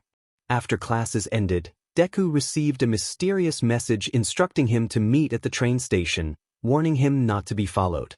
Recognizing the writing style, he decided not to respond and called his mother to let her know he would be late, using a visit to a friend's house as an excuse. Upon arriving at the station, he spotted Tamura in a corner, looking rather unkempt. Deku approached him with a teasing remark about his appearance, which triggered a portal to open behind them, transporting them to a bar. Deku expressed how much he missed his friends and how chaotic his first day had been, mentioning the loud arguments and boring classes, although he admitted to liking their teacher. Tamura, amused, acknowledged Deku's complaints. Deku then confronted Tamura about being thrown off a building, expressing his frustration about the situation.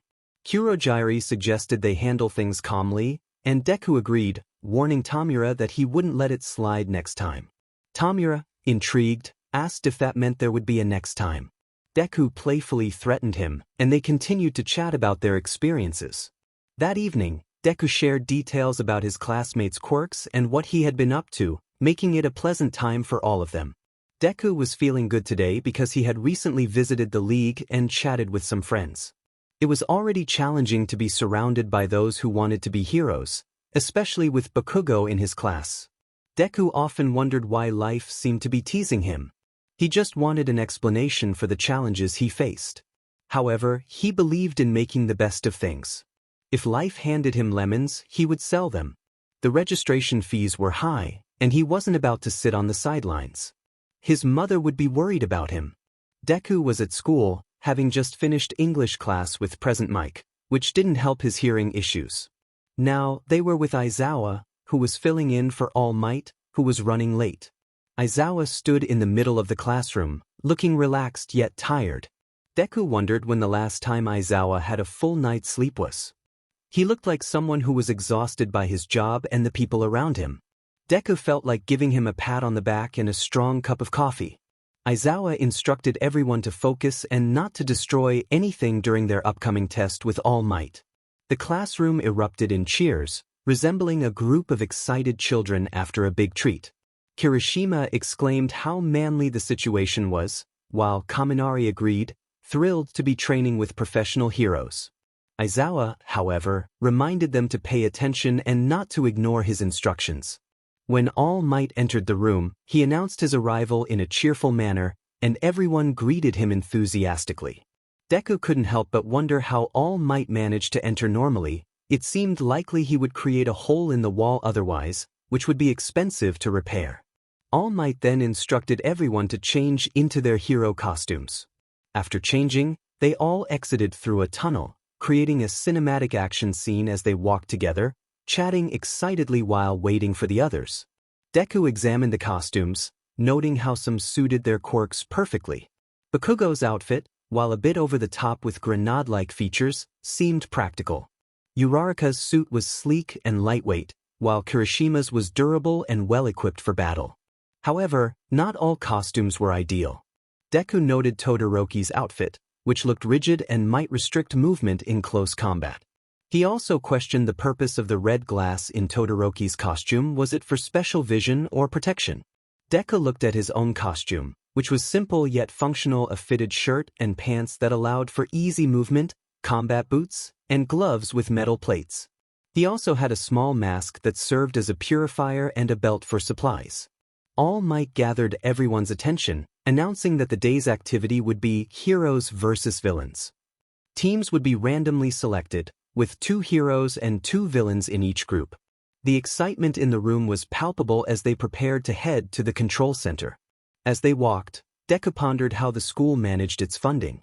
He theorized that since heroes were essential for keeping villains at bay, the government likely supported UA to produce the greatest heroes.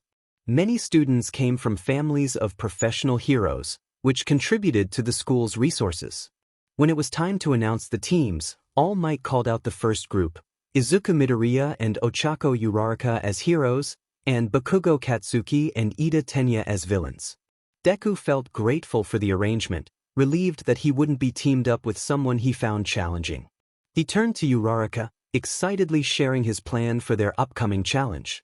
Uraraka responded with enthusiasm, ready to give her best effort. Deku had a plan to distract Bakugo while Uraraka would go for the bomb. He suggested that she could use her quirk to make her footsteps lighter so they wouldn't be heard, or she could use the ventilation system, although he didn't recommend it much due to the echo. He assured her that he would help as quickly as possible if needed. Uraraka agreed, feeling determined, but questioned how he knew Bakugo would show up. Deku replied that he knew Bakugo well and asked her to trust him. As they entered the building quietly, they waited for Bakugo to appear to execute their plan. Suddenly, Deku quickly grabbed Uraraka by the back of her suit and threw her to the side to shield her from an explosion, trusting in her abilities to keep herself safe. Bakugo confronted Deku, expressing his frustration over Deku's unexpected quirk. Deku, slightly taken aback, responded that he didn't know what Bakugo was talking about. The two engaged in a fierce struggle, exchanging blows. Deku managed to push Bakugo away momentarily, and they both took a moment to catch their breath and prepare for the next move. Bakugo launched himself at Deku, using his explosions for momentum. Deku, anticipating the move, grabbed Bakugo's wrist and spun him around, sending him to the ground. As they continued to fight, Uraraka was in position, with Ida keeping watch. They were ready to proceed with their plan. Bakugo shouted at Deku, demanding to know why he wasn't using his quirk. Bakugo was ready to finish the fight, and as he approached with a powerful explosion in his hands, Deku stood firm. He felt the heat and quickly raised his arm, activating his quirk and creating a shockwave that cleared the debris above, allowing Uraraka to reach the bomb. Uraraka cheered in victory, and Ida lamented that his plan had been foiled. Deku smiled at Bakugo, feeling a mix of exhaustion and triumph. He noticed Bakugo looking at his arm, which had a burn from the battle, and it reminded Bakugo of their past encounters. Deku sighed, feeling tired after a long day. He realized he needed to be more careful in future battles. Just then, Uraraka placed a hand on his shoulder, and he felt a shiver run down his spine. When he turned to look, he saw her kind, brown eyes, and he relaxed. Uraraka suggested they go home together, and Deku agreed, feeling a mix of annoyance and affection at her casual use of his name. Ida expressed his desire to join them, and Uraraka welcomed him. All Might then approached Deku, asking if they could talk privately. Deku agreed, feeling a bit apprehensive about what was coming next. All Might led Deku to his office, which was tidy but had some papers scattered on the desk. They sat down on a comfortable green couch, and All Might began to apologize for his previous words. Deku felt a strange sense of pride. It seemed All Might was regretting his earlier comments. Deku reassured All Might that it was in the past, even though he had his own feelings about it. All Might expressed his support for Deku, raising his thumb in encouragement and assuring him he would become a great hero. Deku decided it was time to leave, feeling relieved to escape the awkwardness of the conversation. As he headed home, he felt happy to have avoided the awkwardness of being around Uraraka and Ida, while All Might felt relieved that Deku had forgiven him. It had been a while since the heroes versus villains test, and not much had happened since then. The only notable annoyance was Bakugo, who always seemed to attract a group of boys around him. Izuku often wondered how they managed to tolerate each other. If it were up to him, Bakugo would have exploded his face, and he would have retaliated with a punch. Beyond that, everything felt quite dull attending math class, taking English with present Mike, who joked that he might go deaf before turning 70. The aspiring heroes were rather boring, especially one small boy with a peculiar quirk who spent most of his time shouting and drooling. Izuku couldn't understand how he had made it into the school. His quirk could be effective if used properly, but instead, he just clung to the girls, which was embarrassing. The most significant event of the week had been their visit to the league. After a conversation with a certain individual, Izuku received a message from Manolo saying they had a plan to deal with the symbol of peace. He informed his mother that he would be late, claiming he was working on a project with a classmate. He didn't want her to worry because a worried mom was often an angry one. He still remembered the chaos that ensued when he got lost in Walmart. First came the scolding, followed by a hug and a, "I was worried about you." In the league, Shigaraki remarked that Izuku was late and asked what he had been doing. Izuku pouted slightly and exaggeratedly gasped, explaining that it wasn't his fault. He had been asked to accompany the individual for a talk, though he had thought the request was something else entirely. Shigaraki teased him about his assumption, questioning whether he was foolish or just clueless. Izuku, feeling confident, struck a pose, declaring himself quite attractive. Shigaraki laughed at this, while Kurogiri chimed in, mentioning that they had called Izuku because their leader had a plan. Izuku was eager to hear the details. Shigaraki informed him that there would be a training exercise outside of school to teach students how to rescue people, and All Might would be present. This meant they planned to attack. Izuku realized they were outnumbered, as there were only 3 of them, and if he wasn't careful, he could raise suspicions. He began to murmur to himself, prompting Shigaraki to insist he pay attention. The two began to bicker playfully, resembling a childish squabble, with Shigaraki exasperatedly calling out to Izuku to stop. Kurogiri, observing the antics, felt the need for a raise, wishing he didn't have to babysit them. He intervened, urging them to focus on the task at hand. Shigaraki explained that Izuku would be infiltrating the USJ, where they would separate the students and take him to another location to change and face off against them. Izuku mentioned he would need a mask, to which Shigaraki assured him they had a villain costume ready, complete with a mask. Izuku expressed concern about facing his classmates, especially the individual who had made him uncomfortable before. Shigaraki found Izuku amusing and noted that he was fortunate to still be around, as he would have otherwise been eliminated. He explained that they had gathered a group of villains who had yet to be tested, hoping they would perform well. He also mentioned a doctor who had created something called a Nomu, designed to defeat All Might. Izuku was excited and asked if he could see it, curious about its abilities.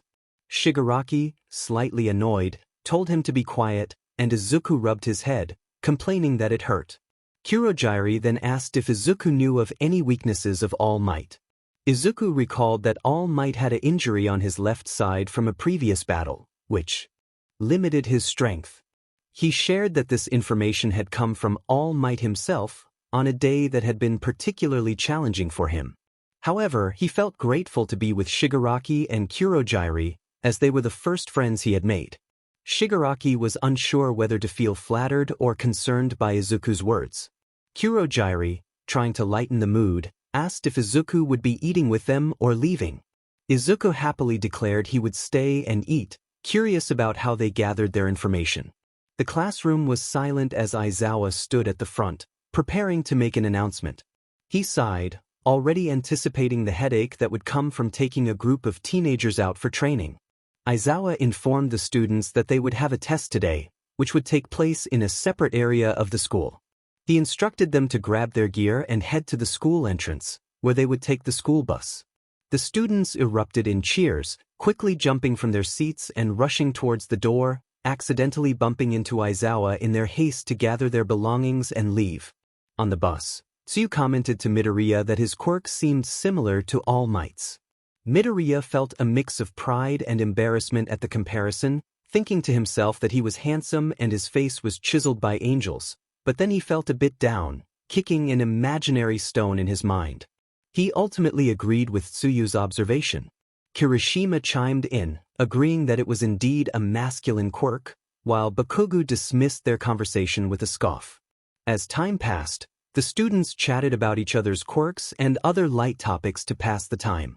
Aizawa eventually called for silence, announcing that they had arrived. He instructed everyone to disembark from the bus, muttering under his breath about the responsibility of managing a group of energetic students in a high-stakes environment. As they exited the bus, they entered a large dome divided into sections, each representing different scenarios they might face as professional heroes. The vastness of the space surprised everyone, and Midoriya couldn't help but wonder where the school got so much funding, feeling a bit out of place in such a lavish setting. Emerging behind Aizawa was 13, whose eyes sparkled through his astronaut-like suit. Midoriya speculated whether the lights were to avoid scaring anyone or if they were part of his quirk, similar to Kurogiri's. Aizawa introduced 13, who specialized in disaster response and rescue, explaining that they would learn how to work together in case of an emergency. He mentioned that All Might would join them later, but for now, it would just be the two of them. 13 greeted the students and explained that his quirk allowed him to clear large debris, facilitating the movement of people during emergencies. Just as he was about to continue, a purple portal appeared out of nowhere, and villains began to emerge, culminating in the appearance of Shigaraki, who was dressed in his villain attire, along with a strange creature that resembled a large bird with its brain exposed. Midoriya felt a rush of excitement at the sight of the villains, but also a sense of dread as he recognized the creature as a Nomu, a creation of a villainous doctor. Aizawa was taken aback, questioning how the villains had infiltrated their training area. The students began to panic, some shouting while others braced themselves for a fight. Aizawa quickly stepped forward, instructing them to stay put and not to move, while asking 13 to stay with them until help arrived. Aizawa put on his yellow goggles, and his scarf began to lift around him, signaling the activation of his quirk. He charged at the first villain he saw, wondering how they had managed to breach security without triggering the alarms. This was unprecedented, and he felt the weight of the situation. Shigaraki taunted them, asking where the symbol of peace was, revealing their intention to eliminate him. The sinister smile on his face sent chills down the spines of the aspiring heroes. Kaminari questioned whether the villains could really harm All Might, but the fear in his friend's eyes told him they were in serious trouble. Shigaraki declared that since All Might was absent, they might as well draw him out by harming one of the students, pointing towards Aizawa. The villains began to move in their direction, many of them exhibiting mutation quirks. Suddenly, a portal opened behind the students, and Kurogiri emerged. Bakugo and Kirishima quickly reacted, launching an attack against him. The explosion created a cloud of dust, and Kurogiri emerged slightly damaged from Bakugu's blast. Kurogiri remarked that the students lacked manners and created a portal beneath them, whisking most of Class 1A away to different locations within the training facility, while a few remained with Lita, who called out in distress.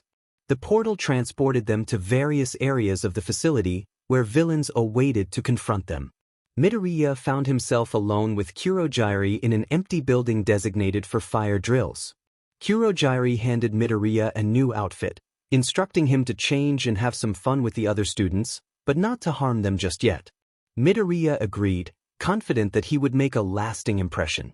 As Kurogiri left, Midoriya examined the outfit, which consisted of a stylish bartender's attire, a white shirt, black vest, and pants, complemented by leather gloves and shoes designed for traction. The ensemble also included a black helmet with a polarized visor and a menacing smile drawn in red. Midoriya was thrilled with the outfit, feeling ready to take on whatever challenges lay ahead. After Deku put on his suit, he began to stretch, not wanting to risk an injury or any inconvenience during the battle. Besides, this would test the suit's elasticity. Fortunately, whoever designed the suit had chosen lycra, so his only concern now was to ensure his underwear didn't show. Yes, he was wearing pucca underwear, and he was proud of it. Deku admired how perfectly the suit fit him. He noticed his voice sounded deeper and thought it was amusing. He decided to take things seriously and declared himself a hero, feeling excited about the upcoming adventure. After that display of maturity, Deku left the building. Meanwhile, in the villain's lair, Shigaraki scratched his neck while watching the villains being outsmarted and defeated by younger heroes. Aizawa was doing an impressive job. Kurogiri appeared behind him through one of his portals, surveying the area. Shigaraki asked if Kurogiri had given the hero his suit, to which Kurogiri confirmed that he had likely gone off to fight. Shigaraki expressed his concern about the voice modulator being a bad idea, and Kurogiri chuckled at the thought of Izuku being a nerd. Shigaraki instructed Kurogiri to deal with the hero, noting that if they didn't act now, he would become a nuisance. Kurogiri nodded and transported himself next to the professional hero, who jumped out of reach and positioned himself in front of the students, ready to protect them. Kurogiri assured them that things would go smoothly if they cooperated and promised not to harm the children. Number 13 encouraged Ida to prepare for their plan, but Ida was reluctant to leave the others behind. Mina reassured him that they would be fine, and Hanta and Shoji expressed their support. Uraraka urged him to go, and the others smiled encouragingly. Deku felt the intense heat and realized he was in the fire zone, so he made his way to the next building, where Bakugu was supposed to be, hoping to catch him off guard. He recognized Bakugu's signature shout from anywhere and thought to himself that Bakugu really needed to take it easy. Inside the room, he spotted Kirishima and another student, so he stealthily entered, hiding behind some furniture and bags. Kirishima mentioned that they had finished their task, and the other students seemed excited, which puzzled Deku. He remembered how scared he had been the first time he faced a villain. Bakugu boasted about how easy it had been for him. Deku quickly emerged from his hiding spot and knocked Bakugu down with a swift kick to the ankles, just enough to take him off balance. He was tired of hearing Bakugu's bragging. The other students stepped in front of Bakugu, trying to land a punch on Deku. Kirishima demanded to know who Deku was while activating his quirk. Bakugu got up, cursing under his breath. Without hesitation, Deku launched an attack, moving swiftly behind Kirishima and delivering a quick strike to the back of his neck, knocking him out. Bakugu shouted in frustration, charging at Deku with an explosive attack aimed at his face. Deku ducked and countered with a powerful kick to Bakugu's stomach, sending him crashing against the wall. The impact left Bakugu momentarily stunned. Deku approached Bakugu, playfully tapping him on the face while teasing him about his performance. Bakugu, feeling humiliated, vowed to show Deku what he was capable of. He shook off the debris from his suit and prepared to attack again, filled with determination. With great speed, Bakugu launched himself at Deku, using his explosions to propel himself forward, aiming a punch at Deku's face.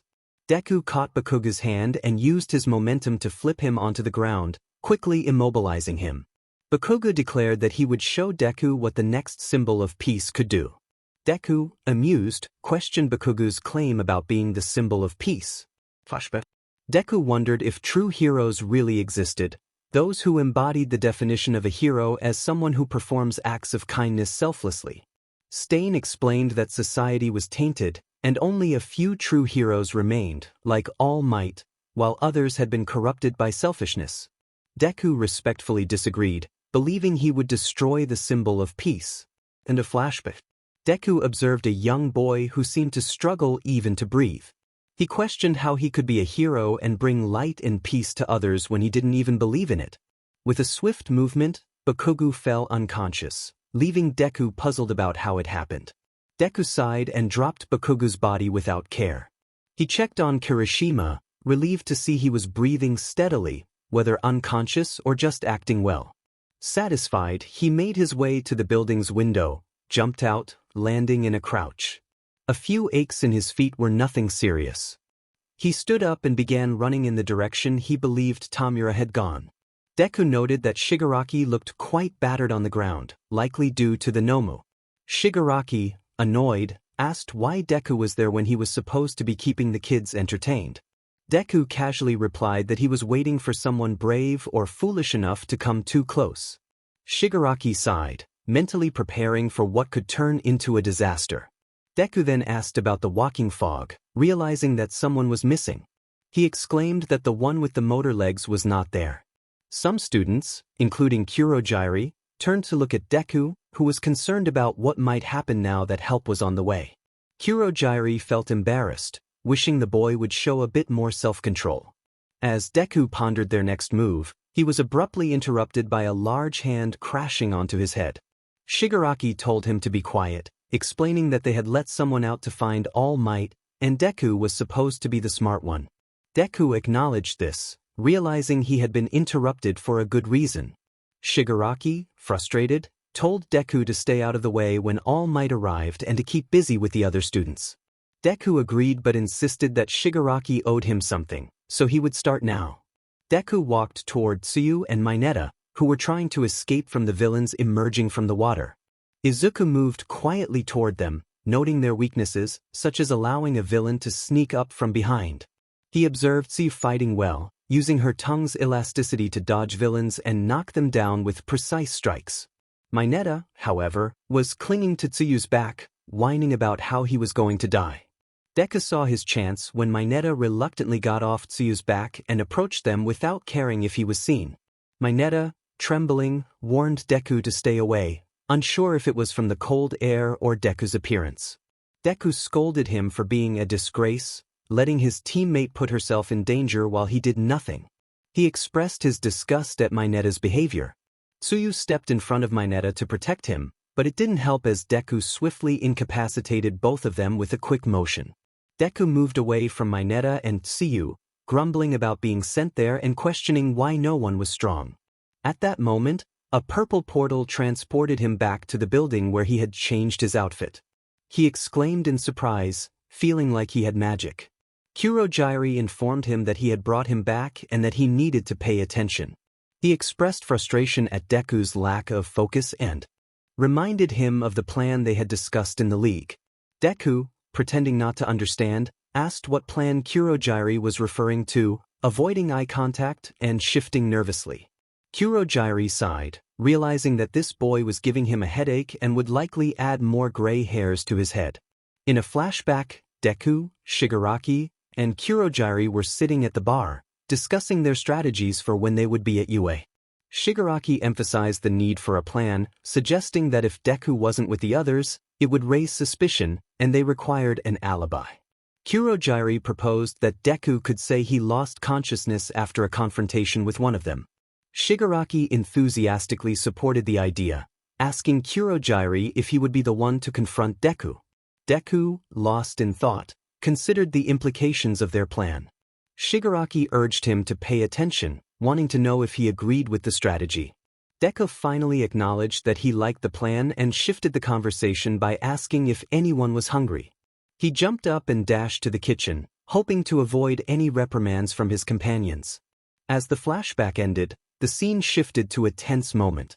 Deku expressed confusion and concern when Kurojiri threatened him, insisting he hadn't done anything wrong and suggesting that Kurogyari should take it out on someone else. Kurogyari, however, pressed him about who was supposed to maintain appearances and who had caused trouble for the students. Deku admitted his involvement but sought an explanation for Kurogyari's aggression.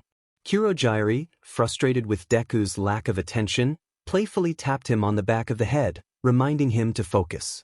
Deku, trying to lighten the mood, warned Kurogyari that if he threw him off a building, he would retaliate. Kurogyari assured him that he wouldn't do such a thing, and they both prepared for a friendly spar. Deku, determined to prove himself, changed into his hero costume, which Kurogyari tossed to him. He began to gather energy using his quirk, Shadow, forming a small, dark sphere. He launched it toward Kurogyari, who, surprised by the attack, opened a portal to redirect it. The sphere made contact, and Deku found himself on the ground, momentarily dazed. Kurogyari approached, concerned about Deku's condition. He noticed the damage to Deku's costume and the minor injuries he had sustained. Realizing the intensity of their playful sparring, Kurogyari expressed his regret for the situation, acknowledging that it had escalated beyond a simple training session. Shigaraki was scratching his neck furiously, watching as All Might battled against Nomu. The kids were constantly trying to help, which was quite a headache. He couldn't expect much more from the heroes, they were foolish. Kurogyari appeared, observing the fight for a few seconds. He noticed the young explosion user being carried by someone with spiky, bright red hair. The boy was barely conscious, clearly affected by the blows he had taken. All Might seemed to have discovered Nomu's absorption ability, delivering a series of powerful strikes to a concentrated area. That was impressive, he had to admit. Lastly, Eraserhead looked quite worn out. Kurogyari felt a twinge of sympathy for him. It would undoubtedly hurt for a while. Everything had to go well, unless the boy who managed to escape arrived sooner than expected. Kurogyari wondered what had happened while he was away and where Eraserhead was. Shigaraki jumped slightly at the sound of his companion's voice, having not heard him approach, perhaps too engrossed in the fight. He felt frustrated. Shigaraki expressed his annoyance about Kurogyari's sudden arrival, warning him that one day he would get hurt because of it. Kurogyari apologized, explaining that it wasn't his fault if the kids were nervous, attributing it to the console they were using. Shigaraki corrected Kurogyari about his gaming console and then informed him that All Might had just arrived and seemed to be gaining the upper hand against Nomu. He instructed Kurogyari to create a portal beneath All Might to immobilize him. Kurogyari reminded Shigaraki that he wanted to defeat All Might himself to make him suffer as he had made others suffer. Shigaraki was frustrated by Kurogyari's memory of his words, admitting that his mind was scattered that day. Kurogyari teased him about whether his mind usually worked well. Shigaraki told Kurogyari not to push it, explaining that it had been a hectic day. He planned to disintegrate Nomu once he was tired. Kurogyari called him a coward but agreed that as long as the kids didn't interfere, everything would be fine. Shigaraki insisted he wasn't stupid and thought a little help for Nomu would be beneficial. They needed to finish this quickly. Kurogyari nodded and created a portal beneath All Might, absorbing the lower half of his body and leaving him vulnerable to Nomu's attack. Nomu stepped back to gain momentum and delivered a powerful punch toward All Might. However, the punch didn't connect with All Might. A thick layer of ice had formed between them, scattering shards across the ground. Todoroki rushed to the scene, slightly out of breath from his sprint, his icy breath visible as he stared expressionlessly at Nomu. Nomu was about to counterattack when an explosion from Bakugo threw him off balance. Soon, Kirishima, Todoroki, and Bakugo were working together to distract the enemy, while their classmates cheered them on from behind. All Might shouted for them to get back, watching as Todoroki immobilized Nomu with ice and Kirishima landed precise punches to Nomu's stomach. Kurogyari created a portal to pull the students away, knowing that if they stayed, All Might could take advantage and land a solid hit. He aimed to take Todoroki by surprise from behind, but just as he was about to grab him, Bakugo aggressively pulled him forward, causing Kurogyari to crash into Nomu. This loss of concentration destabilized his portals, which soon closed, giving All Might the chance to escape. In a surprising turn of events, All Might unleashed his power and defeated Nomu. Who would have thought his strength could reach such heights? He was indeed the #1 hero. At that moment, the other heroes arrived, sensing the trouble they would face if they stayed, and began to retreat. The remaining villains who were still standing or conscious got up to enter the portal Kurogiri created for them. A bullet grazed Shigaraki's side, and he glared at Snipe while covering his wound. He mocked the heroes, a smirk visible through his mask. Shigaraki declared that they would meet again, noting how the heroes always arrived at the last moment just for the press. He reminded them that they were the League of Villains and that they would usher in a new era without the pillars of their world.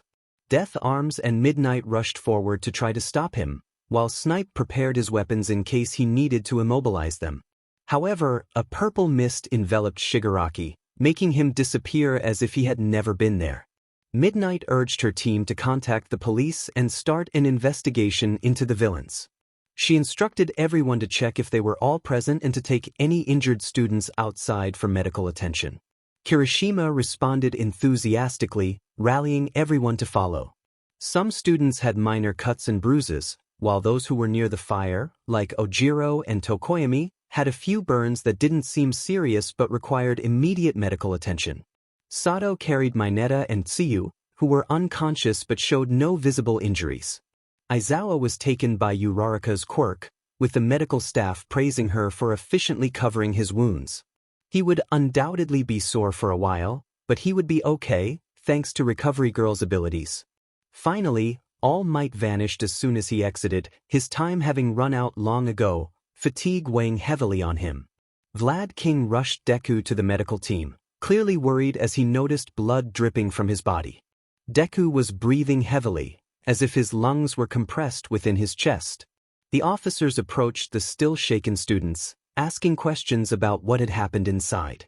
Each student contributed what they could, although some remained silent, which was understandable. Not everyone faced a near-death experience from a villain attack every day.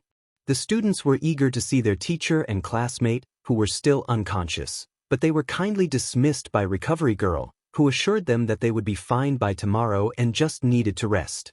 Everyone knew that injuries like disintegration, severe burns, and broken ribs could heal overnight with a little rest, as if they were swordsmen using a special technique. Recovery Girl couldn't use her powers on Aizawa since he was already in a fragile state, and taking away his energy wouldn't help. Izuku had already received a kiss from Recovery Girl and was recovering in the medical bay. In the meantime, Aizawa and Izuku were together in a room. Aizawa was writhing in discomfort, mumbling incoherently due to the anesthesia he had received, while Izuku tried hard not to laugh at the things his teacher was saying. He didn't want to be discovered because he had been pretending to be unconscious for 3 hours, waiting for the police and classmates to leave before he would finally answer questions. Seriously, who would take random pictures of cats and post them as lost just to keep them? Aizawa was certainly eccentric. During those hours, Izuku had heard a lot. The news spread like wildfire, all the media were talking about it, shocked that the most prestigious and technologically advanced school in the country had been easily attacked by some low-level villains. His mother had come to see him, but visiting hours had ended, and he really wanted a hug from her. Everything hurt, and the anesthesia wasn't helping much. After Recovery Girl's kiss, his energy had drained, and he felt like kicking his teacher for being such a cat thief. The next day, Izuku woke up from the best sleep he had had in months, thankful for the medication in his system. As he looked around and stretched slowly, he wondered if they would let him take a little local anesthesia for a prank on his friend. He rubbed his eyes to clear the sleep from them when a blurry figure appeared at the door. It was his mother. She shouted excitedly as she rushed toward him, enveloping him in a warm embrace, tears streaming down her face and soaking his hospital gown. But that didn't matter, her boy was okay. His mother exclaimed how much she had missed him, and Izuku tried to respond, but she interrupted him, insisting that it didn't matter how much time had passed, she just wanted to enjoy this moment with her son. After another close call with his mother's overly affectionate hugs, Izuku had a quick checkup. The doctor decided he was healthy enough to go home, as long as he attended daily checkups with him or Recovery Girl and took his medication. Izuku felt great. Perhaps it was the painkillers he received before leaving, But it didn't matter. He was on cloud 9. That afternoon, he enjoyed his mother's delicious cooking and fell into a deep sleep, something he truly needed. A day of rest and a little tantrum from his mom were enough for her to let him leave the house, though not without a few stern warnings about behaving and attending his checkups. With his life and possibly future children's lives at stake, he set off to the Villain League, wanting to spend time with them since he missed them. Besides, he didn't have many friends. As he spotted the old bar door, he ran up and entered like any normal person would. He announced his arrival with enthusiasm, causing the door to slam behind him, alerting everyone nearby. Kurojiiri and Shigaraki looked at him with mild annoyance, wondering if this kid could ever act normal for a day. Shigaraki commented on Izuku's unusual appearance, calling him a broccoli with legs. Izuku protested, asking why Shigaraki was being aggressive and who he was calling broccoli. Shigaraki retorted, insisting that he was indeed talking about Izuku, who seemed to be hard of hearing and a bit clueless. Kurojiiri, trying to defuse the situation, interrupted, telling them both to quiet down before he got a headache. Shigaraki questioned if calling someone nearsighted was an insult, as it was often used in movies.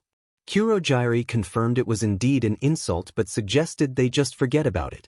Izuku, feeling inspired, remarked on how much he appreciated the motivation to study that he got from their banter.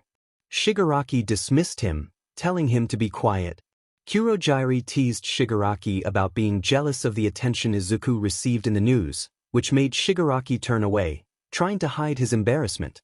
Izuku, with a smirk, leaned closer and placed his hand on Shigaraki's arm. He playfully asked if Shigaraki was envious. Shigaraki scoffed, denying any jealousy and claiming he wouldn't envy someone whose best technique was so simple. Izuku defended his technique, insisting it was great and that Shigaraki had no right to judge. Both of them, feeling indignant, moved closer to each other, ready to throw punches if necessary. However, a sigh from Kurojiiri calmed them down. He knew that if he got angry, chaos would ensue. Kurojiiri stepped away to the kitchen to heat up some food, while Izuku, feeling a bit mischievous, devised a plan to get back at Shigaraki for bothering him. Just as Shigaraki was relaxing on the sofa after teasing Izuku one last time, Kurojiiri returned with a hot pot and placed it on the table. Izuku took the opportunity to complain, claiming Shigaraki was bullying him and saying mean things. He pouted, making his voice whiny, and suddenly, a tense atmosphere filled the room. Shigaraki turned, startled, as Kurojiiri's eyes glinted with a fierce determination. Kurojiiri approached Shigaraki, clearly upset, while Shigaraki nervously tried to distance himself from the impending storm. He insisted he hadn't done anything wrong. Izuku, however, accused Shigaraki of saying horrible things and even claimed he said Kurojiiri cooked poorly. Shigaraki shook his head frantically, panicking and pleading with Izuku to take it back, but Izuku just smirked and gave him a cheeky gesture. Kurojiiri, now fully aware of the situation, confronted Shigaraki about his comments regarding his cooking, warning him not to say anything bad about Izuku. Shigaraki shot a glare at Izuku, muttering under his breath, and then suddenly found himself facing a ladle. 10 minutes later, Shigaraki was tied to a chair, grumbling about everything, including his mentor, as he watched the others eat and have fun. He regretted ever accepting the broccoli. After the meal, they took pity on Shigaraki and untied him so he could eat the leftovers. Kurojiiri, like a caring guardian, gave him a gentle warning and a recommendation that sounded more like a threat. Izuku's arrival in the league was beneficial for both Kurojiiri and Shigaraki. Kurojiiri now had 2 kids to look after, and since they seemed to want to challenge each other constantly, he became a bit stricter with them while relaxing his responsibilities in the league.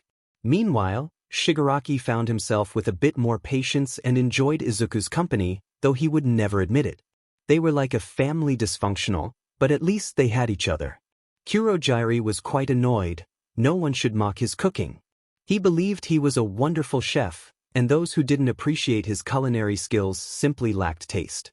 Shigaraki was the problem, not his food. Shigaraki protested, claiming he hadn't said anything, blaming the broccoli instead. Izuku looked offended by the accusation and the finger pointing directly at him.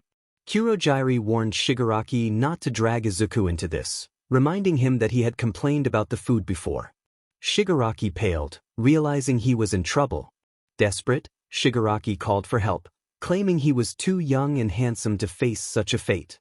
Kurojiri approached him with a ladle in hand, wearing his favorite fluffy pink slippers. They were comfortable and allowed him to teleport to his room quickly in case of emergencies. Izuku excitedly asked for $1,000, imagining all the things he could buy, including adopting a cat. He prepared his best puppy dog face as he asked Kurojiri for more of his delicious food, even though he understood if Kurojiri didn't want to feed someone like him. Kurojiri agreed and went to the kitchen, releasing Shigaraki from his restraints. Just as he was about to enter, he tossed his slipper backward, hitting Shigaraki squarely in the face. Shigaraki complained about the unexpected hit, bewildered by how it had happened. Izuku called out to Shigaraki, who had forgotten about him. He thanked Izuku for everything, playfully referring to his hair color. Izuku brushed off the compliment, reminding Shigaraki about the money. Shigaraki lamented that he was out of cash and wondered how he would buy video games. Izuku suggested he should just ask someone for help. Kurojiri chimed in, offering Shigaraki a chance to earn some real money if he helped out at the bar. He then served Izuku his katsudon, which Izuku gratefully accepted, declaring it the best he had ever tasted. Kurojiri reminded Izuku to eat quickly before it got cold.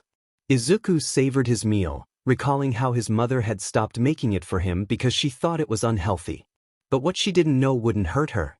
After finishing, he noticed his phone next to Shigaraki, who was resting and still complaining about being hungry.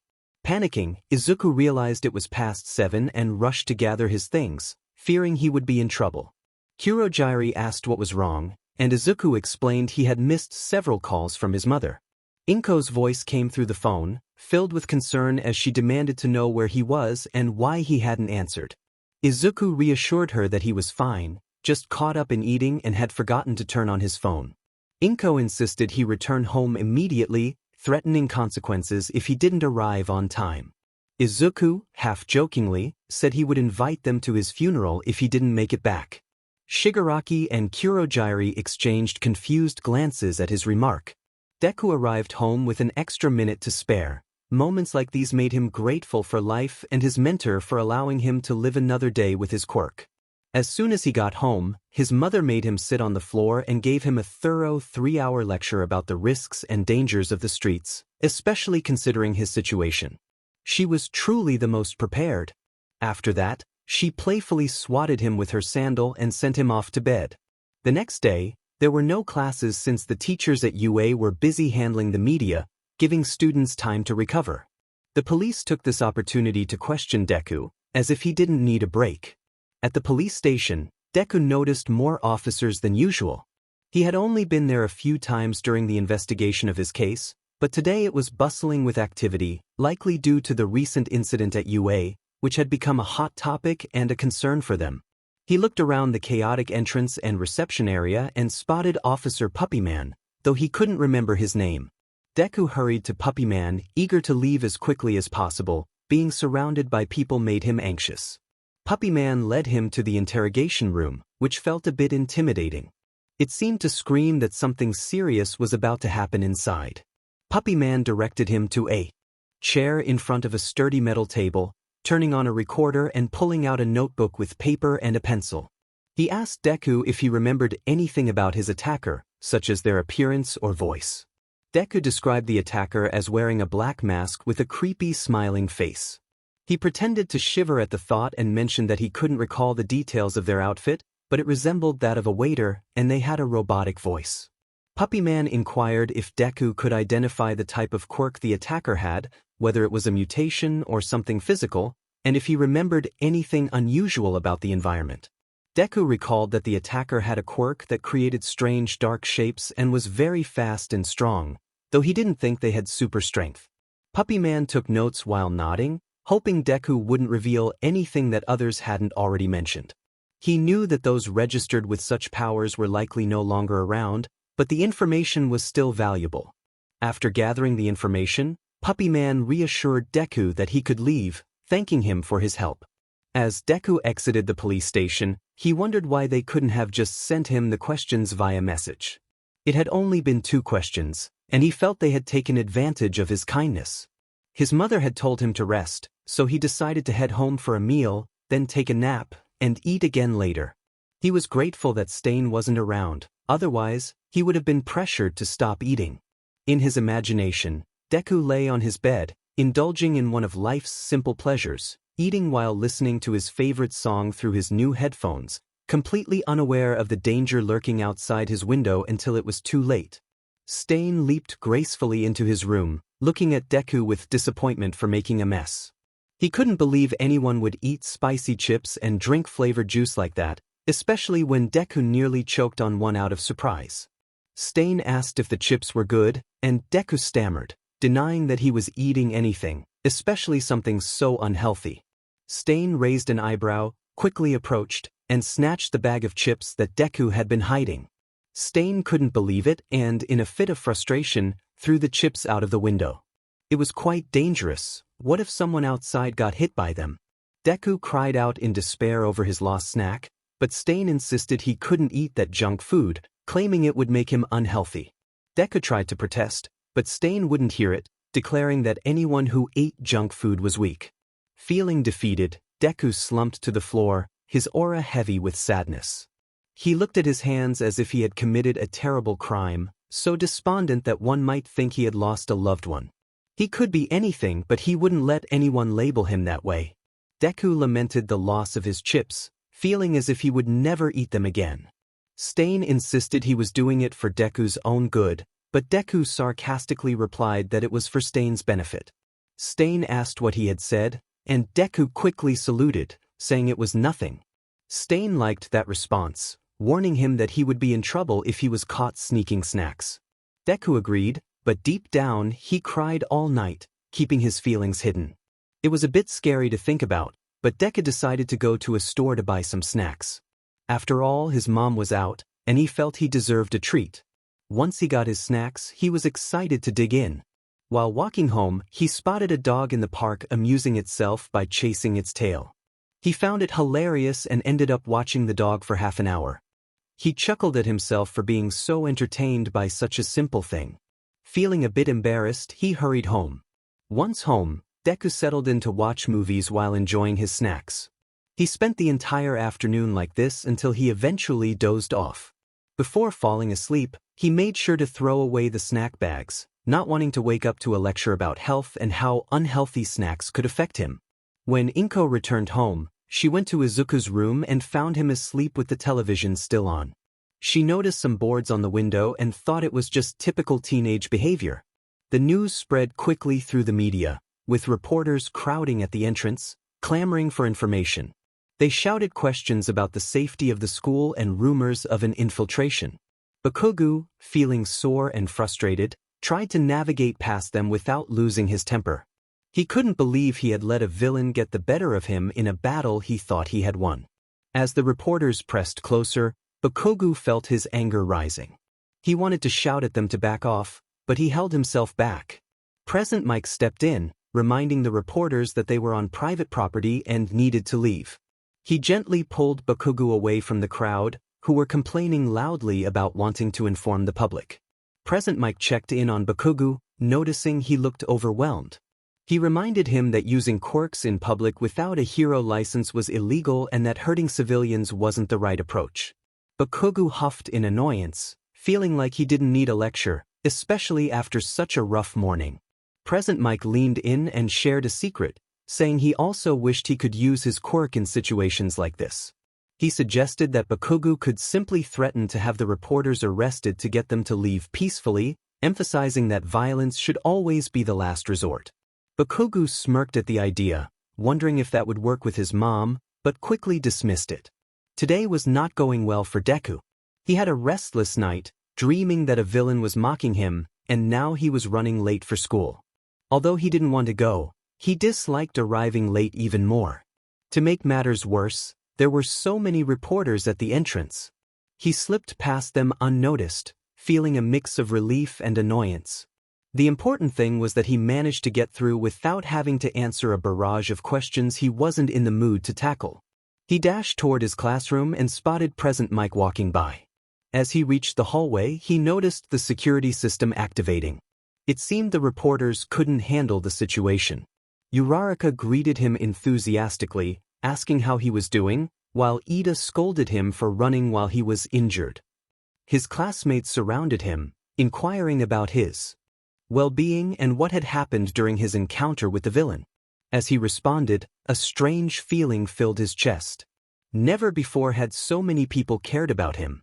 Just looking at his shoes could have made their interest wane, yet they never mentioned anything about it. Either they were incredibly kind or blissfully unaware of what it meant to be quirkless. Aizawa entered the room, wishing everyone good morning and instructing them to take their seats. He walked slowly to his desk, wrapped in bandages, looking as if he had been through a tough ordeal. Deku thought to himself that Aizawa looked like a mummy, and he felt a twinge of guilt for what had happened. Everyone settled down, giving their attention to their teacher, which was hard to avoid.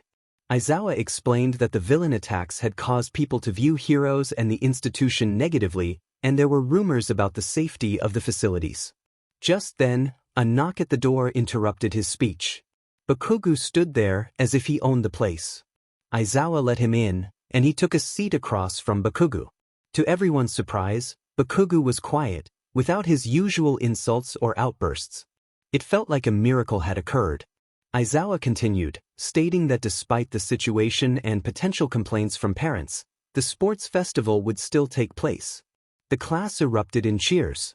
Aizawa quickly silenced them, activating his quirk, which made his hair stand on end, giving him an authoritative presence. Everyone quieted down and sat still, and Deku admired the control Aizawa had over his classmates. Kirishima, excited, declared that the festival would be a great opportunity to showcase his strength and turned to Bakugu, asking if he was excited too. He approached Bakugu so quickly that Bakugu barely noticed. Deku felt the day slipping back into chaos as Bakugu began to heat up his palms, a sign that he was about to unleash his fiery temper. Bakugu declared that he would win the sports festival, boasting about being the best. Seeing that smug grin made Deku want to punch him in the face. How did his friends tolerate Bakugu's attitude? Deku thought to himself that Bakugu was a constant reminder of why his mother might have wished for a different outcome for him. Narrator. Izuku called his mother to let her know he would be staying with some friends. She happily accepted, glad to hear he had more friends besides Bakugu. Izuku ran toward the neighborhood, entering a rundown bar where the league was gathered. Izuku announced his arrival, excited to see everyone. Shigaraki expressed his annoyance at Izuku's loud entrance, wishing he could arrive without shouting. Izuku shared his thoughts on the upcoming sports festival, voicing his concerns about the risks involved after a recent attack. He felt it was a foolish idea, but the others seemed determined to maintain the school's reputation and distract people from recent events. He continued to murmur his theories, pondering if he should run for president someday. Shigaraki, growing impatient, playfully tapped him on the head. Shigaraki urged Izuku to speak clearly, while Kurojiri pointed out that Izuku was rambling too much. Izuku jokingly criticized Kurojiri for not being more civil, while Shigaraki teased him about his mumbling. Izuku, feeling a bit defensive, wondered why he was being picked on. Shigaraki laughed, and Kurojiri remarked that it was amusing to see them bicker. Izuku then mentioned he wanted to participate in the sports festival, but Shigaraki and Kurojiri shrugged, indicating they had no opinion. Izuku began to weigh the pros and cons of joining, but before he could decide, the television turned on, showing a familiar figure. AFO appeared on the screen, urging Izuku to win the festival to make a name for himself in the hero community and to prove himself against a certain rival. Izuku considered the implications, realizing that if the truth came out, people might distrust the heroes even more. He thought this could lead to a societal shift against the heroes. AFO praised Izuku for his cleverness, while Shigaraki made a sarcastic comment about Izuku's intelligence. AFO asked when the festival would take place, and Izuku admitted he wasn't sure but would find out. AFO said goodbye, and Izuku wished him well. Shigaraki questioned where that farewell came from, and Izuku sheepishly remembered that such phrases didn't exist in their world. Shigaraki called him crazy, and Izuku playfully argued back, wishing someone would knock him out every time he shouted. Suddenly, a bright light filled the room, causing everyone to close their eyes. An angelic figure appeared, but the illusion faded when the figure's face scrunched up in a childlike pout, ready to throw a tantrum. God expressed frustration at Izuku, who complained about feeling ignored.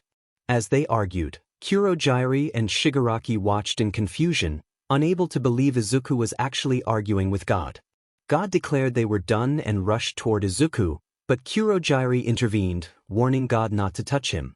God, realizing Kurogyari's power, backed off, admitting defeat and promising to return another day. After this strange encounter, Izuku returned home, where his mother, Inko, scolded him for not checking in. They shared dinner, filled with light-hearted reprimands. Feeling exhausted from the day's events, Izuku headed to his room, ready to collapse into bed. He sighed, reflecting on how long the day had been. Suddenly, God appeared again, covered in bruises from their earlier encounter. Izuku expressed sympathy, noting how scary mothers could be, especially with their powerful sandals. God agreed, and Izuku suggested eliminating all sandals from the world. God humorously replied that he valued his life too much to take on that task. Izuku raised his fist, declaring they were in this together, and they shared a fist bump, ready to face whatever came next. Kurogyari expressed frustration about Shigaraki bringing his mess into the house, thinking it was oregano. Shigaraki retorted, pointing out that it was actually Kurogyari's fault for touching his things. Meanwhile, Inko wondered from the other side of the door why her son was talking to himself in his room. Was he on a call? Izuku reflected on the previous day, which had been quite curious. Maria had come to scold Jesus for endangering her mother. He pondered if he looked the same when his mom was cooking and he tried to bother her, challenging fate. His mother had even asked if he was using any illegal substances, which puzzled him since Shigaraki and Kurogyari had witnessed everything that happened, although their mothers were not present. He didn't want to be accused of something like that. He had seen the consequences of such accusations, and they were not pleasant. Despite everything, it had been a nice day. He wanted to ask about the upcoming sports festival and would need to adjust his plans if it conflicted with anything else. He was determined to win against everyone. He realized that being cooped up with Shigaraki had started to affect him, as he found himself thinking like him. He trusted his friends, who had promised to put him to sleep if he ever acted like Shigaraki. In the early morning, he received a photo from Kurogyari. It showed Manolo sitting on a stool with a tattoo on his back, but Izuku couldn't quite tell what it was, maybe a monkey, a horse, or even an airplane. He wondered what they had done the previous night to end up like that. He grabbed his keys and left his house, heading to the train station, hoping not to run into any classmates. It was too early to deal with anyone's cheerfulness. As Izuku arrived at school, he was relieved not to encounter any of his classmates. He appreciated cheerful people occasionally, but not today. He felt tired and couldn't pretend to be interested in conversation. He sighed as he caught sight of the school building, wishing he could go back home and sleep all day, wrapped in his favorite blanket with the TV playing in the background. He really didn't want to be there. Ida approached him with his usual energetic greeting. Izuku wished he could open a portal to space and escape, even though he knew the lack of oxygen would be a problem. Instead, he simply greeted Ida and asked about the sports festival. Ida, eager to share, informed him that the festival would take place in a week, and they would be training during that time to improve their skills. Izuku thought about how he could easily win without much effort, feeling a sense of excitement at the prospect of a week off.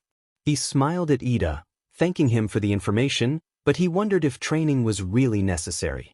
After all, if he had survived the challenges of having Stain as a teacher, this would be a breeze. Deku stepped out for lunch with his classmates, feeling hungry and eager to relax after the exhausting English class he had just endured. He couldn't help but wonder who thought it was necessary to present in front of the class, where everyone watched and silently judged from their seats. Was it meant to help him overcome shyness? He preferred to stick with his social skills, which had always been at zero. However, not being insulted by teachers or pushed out of his space was a welcome change. All Might called out to him, waving enthusiastically. Deku felt a mix of emotions, thinking about how strange it was to see him so animated. It was almost intimidating, like someone who would make you think twice about their intentions if they approached you in the dark. All Might asked if he could speak with Deku for a moment. Uraraka chimed in, mentioning they were heading to the cafeteria and suggesting they could talk later. Deku felt grateful for her intervention but still had to follow All Might. With a resigned sigh and a quick wave to his friends, he walked behind the hero, feeling as if life was pushing him in directions he wasn't ready for. All Might opened the door to a spacious office. On the corner desk, a metal plaque displayed his title as a hero, a clear sign of favoritism. Deku noticed how different this office was compared to those of other teachers, a perk of fame. Curious about the purpose of their meeting, Deku shifted uncomfortably. All Might, noticing his discomfort, cleared his throat, trying to maintain a friendly atmosphere. He mentioned that he had observed Deku's struggle to integrate with the group and wanted to offer some advice. He suggested that participating in the upcoming festival would be a great opportunity to attract investors and agencies. Although he would have liked to train with Deku, he regretted that it went against the rules. Deku acknowledged All Might's advice, thanking him while feeling a bit overwhelmed. He assured All Might that he would manage on his own and expressed his need to leave due to his hunger. All Might apologized for taking up his time, and Deku replied that it was fine before heading out. As he walked away, he couldn't help but feel that the conversation had taken longer than necessary, leaving him eager for lunch. Classes had ended, and Deku hurriedly left the school, not wanting to say goodbye to anyone. He didn't want anyone to offer to accompany him. Perhaps a few years ago, he would have loved such interaction, or at least one that didn't leave him feeling hurt or insulted. But now, he had someone to tease and a tattoo to critique. He sent a message to his mother, letting her know he would be with friends, not wanting to worry her. His mother tended to get more anxious when she was worried than when she was angry. Izuka dashed down the subway steps, dodging people while a smile tugged at his face. He loved to laugh at others. When he arrived, he stood in front of the bar, tried to fix his hair, and opened the door like a civilized person. He kicked it open. As he entered, Shigaraki exclaimed in disbelief that Deku couldn't just be normal and should simply open the door instead of risking breaking it. Despite the frustration, he admitted he liked Deku's entrance. Deku teased Shigaraki about his appearance, comparing him to a eukaryotic cell. Kurojiri, leaning against the bar, was laughing heartily while Shigaraki clenched his fists in embarrassment, vowing that one day he would get back at both of them. Shigaraki warned Deku to stop teasing him, calling him a broccoli with legs, while Deku shot back with playful insults about Shigaraki's intelligence. Kurojiri, wiping away a stray tear from his cheek, intervened, suggesting they focus on the upcoming festival. Deku remembered that the festival was just a week away and that students would be training to win. He mentioned a peculiar proposal from a classmate, which he had turned down, insisting he wouldn't train with that person. Curious, Kurojiri asked for more details about the proposal, and Deku explained it was more of a suggestion. Shigaraki, unimpressed, questioned whether Deku planned to train at all. Deku confidently replied that he had no intention of doing so, despite Shigaraki's warning that he might lose to other students. Kurojiri noted that Shigaraki had a point, surprising everyone with his sudden wisdom. Deku remarked that it was unusual for Shigaraki to say something sensible. As they continued to banter, Deku suggested they go out somewhere, feeling that the day had been long. Kurojiri agreed, mentioning he had clothes for both himself and Shigaraki to help them blend in. They debated where to go, and Deku excitedly proposed the mall, mentioning a movie he wanted to see. Once at the mall, after the movie, Shigaraki expressed his disbelief that Deku had referred to Frozen 2 as a masculine film, claiming it was a sequel that should never have existed. Deku passionately defended the movie, insisting it explained many things and even featured a unicorn. Kurojiri found the movie not so bad, but Shigaraki vehemently disagreed, claiming it was terrible. Deku teased Shigaraki about secretly enjoying the song from the movie, while Kurojiri acknowledged that part was indeed good. As they prepared to leave, Shigaraki complained about their outfits, pointing out that they looked ridiculous. Kurojiri agreed, noting that their clothing choices were not the best. Deku playfully retorted that they could come alone next time if they didn't like his choices. Feeling embarrassed by the attention they were drawing, the group decided to head back to the bar, two of them feeling self-conscious about their outfits. After some time chatting, Deku returned home, where his mother wondered who his friends were. She decided to ask him another day. Upon arriving home, Deku greeted his mother, and they engaged in light-hearted conversation, cherishing the moments they both missed. Izuku was sitting in his room, needing to think, so he locked the door, closed the curtains, and turned off the light. The idea of participating in the sports festival made him a bit anxious. On one hand, it had been one of his dreams since he was a child, but honestly, it scared him a little. Just imagining not being up to the competition felt like a weight in his chest. He wasn't foolish. He knew his boss wasn't a saint and wouldn't hesitate to get rid of him when he was no longer useful. The thought of having Shigaraki on his side calmed him somewhat, but he didn't want to reach the point where Shigaraki would have to choose between him and All for One. He already knew the answer. He disliked thinking about it and was good at avoiding the topic, but on days like this, when everything felt wrong, he wondered if it would have been better to jump from where he met Kurojiri. He didn't know what to do. He wiped the moisture from his cheeks and rubbed his face vigorously, frustrated with himself. Everything was confusing, and he hated his mind for questioning things suddenly. He tugged at his hair when a pathetic sound escaped his throat. He was tired of everything. He just wanted to be a hero, have friends, and live his life. His mother called from the other side of the door, expressing concern. She mentioned that breakfast was ready and asked if everything was okay. Izuku quickly assured her that he was fine, claiming he had just stumbled. He stood up, and his mother's footsteps faded away with a resigned sigh. He pulled at his face and opened the door. He had no time for these feelings. He was no longer weak.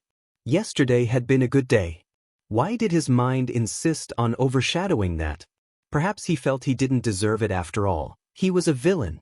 As he arrived at school, it was as troublesome as always.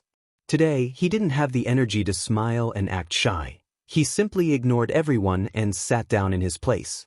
Ida and Uraraka noticed this and came over to cheer him up. When they couldn't, they invited him for ice cream after school, and with no energy to refuse and deal with the aftermath, he accepted. The classes were dull, or at least he thought so. He wasn't paying attention, and the static in his head prevented him from concentrating enough to catch what his teachers were saying. Perhaps he looked too defeated, as none of his teachers asked him anything. After class, he left with his classmates, unaware that someone else had been watching him all day, intrigued by him. During the walk, he couldn't distinguish the chatter of his friends. He felt strange, a sensation in the pit of his stomach telling him something was happening, and he wasn't even aware of it. It was the same feeling he had when one of his classmates was preparing a prank on the other side of the door. His mother always said that since he was a magnet for trouble, he had developed a knack for detecting it. Suddenly, he was presented with a scoop of vanilla ice cream right in front of him. He took it without thinking and looked around. They had arrived at a lovely outdoor spot. They explained that they didn't know what flavor he preferred, so they brought him vanilla but could change it if he wanted. He smiled, much to his surprise, and his friends seemed to brighten at that. They started a new conversation, one he could focus on. It felt strange. When was the last time he hung out with people his age, at least without them wanting to hurt him? It was odd, and he wondered if perhaps if he had chosen to be a hero, he could have had more moments like this. But then he asked himself if one could be a professional hero without a power. He covered his mouth in astonishment. He had really said that, and his body prepared to run. Ida responded seriously, explaining that it was too dangerous and would likely hinder the work of professionals. Izuku's stomach sank. He knew Ida was right. Just like All Might, he could never have been a hero, maybe only in another life. However, Ida mentioned that his brother believed even the most cowardly person could be a hero simply by wishing for it and daring to be one. Before the era of quirks, normal people were considered heroes just for daring to do what others wouldn't. So, not a professional but a common hero, yes. Izuku liked that term, common hero. It was ironic that heroes were anything but common. He laughed heartily, causing his friends to look at him in confusion. Was he having an attack? Did they need to do something? He reassured them that they would be great heroes one day. He knew it. Izuku stood up and quickly said goodbye, walking home with a lightness in his chest he hadn't felt in a long time. Perhaps he could enjoy these moments with his friends before they got caught up in their pursuits and challenges. Maybe he finally had a story to share with his mother without needing to lie. Izuku felt a little better than he had all day, but there was still a small pang in the back of his mind. He opened the door and settled into the couch, wondering what time his mother would arrive. Perhaps he could start dinner. He picked up the remote and turned on the television, hoping to find a recipe on the cooking channel or at least some background noise. The news anchor reported from the scene, stating that the building was in danger of collapsing. They were awaiting the arrival of All Might, and the professionals were doing their best. The anchor assured viewers that they would keep them updated from the central hospital. Izuku took a deep breath. His mother would be there, but she might not be safe, right? Suddenly, the anchor announced that All Might had arrived. The wind from his leap blew the anchor's hair into her face as she reported that there were still people inside the building. Izuku bit his finger anxiously, panic rising in his throat as he called his mother's phone. The phone rang, but he cursed in frustration. The anchor continued, mentioning a woman who was helping to rescue civilians. The other professionals stepped back to give All Might space, but there was uncertainty about whether the building would hold. A loud noise echoed as the camera focused on All Might, who was surrounded by 5 people while someone handed him a baby. Just as the hero leaped, the building began to crumble. Izuku was in shock, his heart racing as he looked at the door, thinking he could rush there with his power, increase. But his body wouldn't move, he was too scared and needed to know that his mother was safe. He didn't know how long he waited, hoping his mother would come through the door, frightened but unharmed. The television switched back to the anchor, her hair disheveled and covered in dust and debris. She was sobbing, which was a bad sign. After an extensive search, they believed they had identified the woman who helped save people, based on testimonies and an identification on her shirt. As she continued, a violent sob shook Izuku's body, and his hands trembled as he lifted the identification she mentioned. They expressed their condolences for the loss of this extraordinary hero.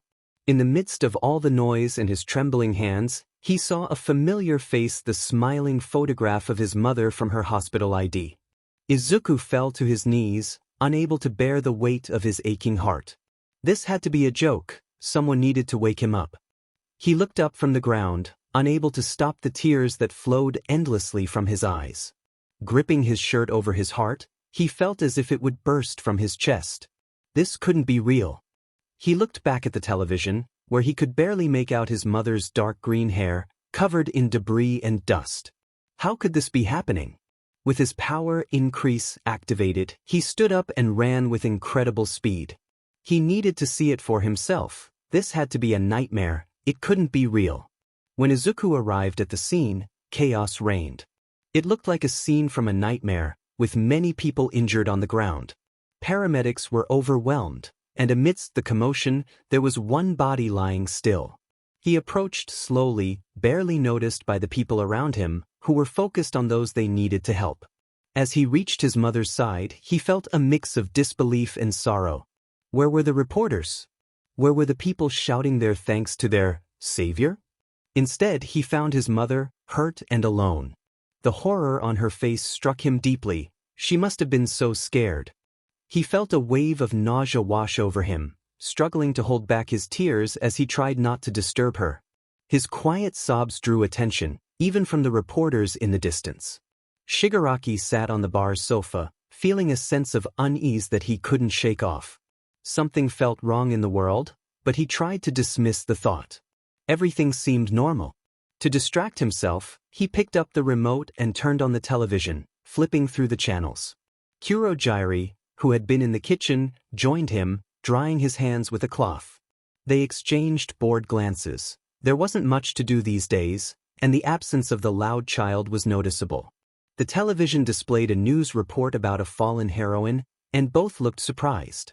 Their mentor hadn't mentioned any planned attacks for the day. Perhaps it was a move by the Yakuza, otherwise, they would have been informed. Shigaraki had a reliable source of information. He leaned back in his seat, sensing that this program might interest him for some reason. He watched with disinterest as people on the screen ran in panic, injured but not in a graphic way. Did they really have permission to show such images? Suddenly, the program switched to static before the cheerful face of All Might appeared on the screen, and Shigaraki felt a familiar itch at his neck. All Might spoke about his efforts to save people, mentioning a new heroine who deserved to be honored for her bravery, even if her time was short. Shigaraki leaned forward, hands on his neck, feeling a mix of anticipation and irritation. He thought about how the world seemed to forget those who sacrificed themselves. People died every day in the red districts, and no one remembered them. No one saved a child with a villainous quirk, leaving him to wallow in his bitterness. The laughter that escaped Shigaraki's lips felt manic, echoing in his ears. He believed that those who had wronged others didn't deserve saving. An unexpected cry interrupted his thoughts, pulling his attention back to the screen. The camera focused on a person sitting next to a fallen figure, surrounded by debris.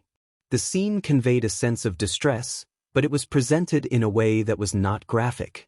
The reporter spoke about the need to contain villains, suggesting that those with evil quirks should be imprisoned to prevent further tragedies.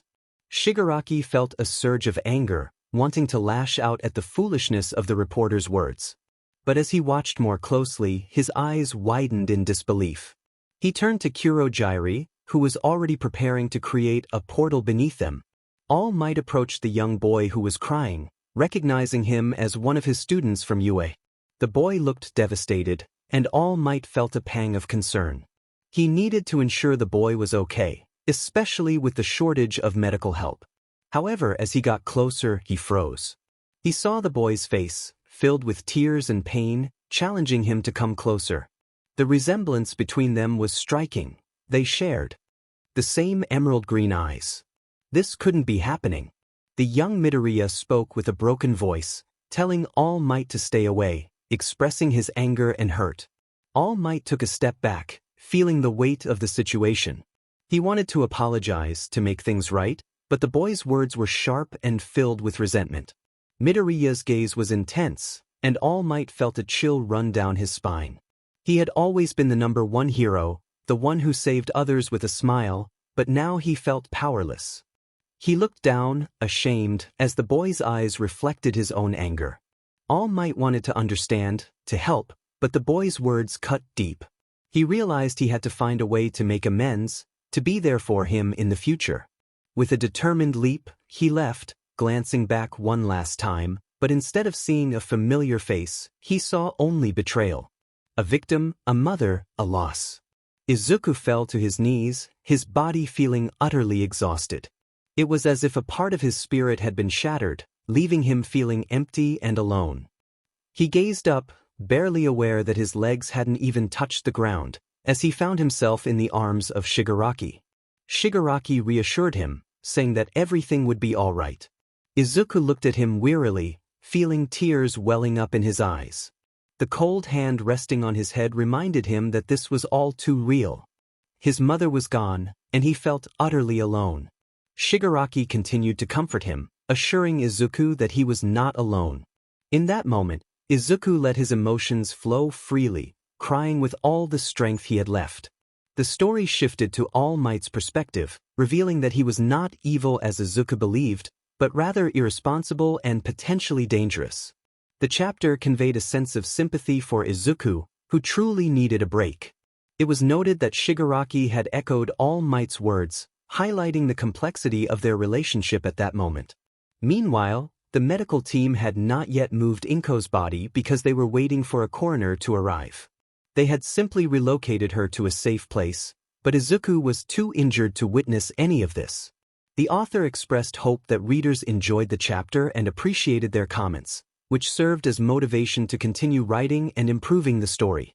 Naomasa Tsukachi sighed heavily as he moved quickly through the crowd around him, dodging people who were obstructing his path. He wondered where the police were to create a barricade.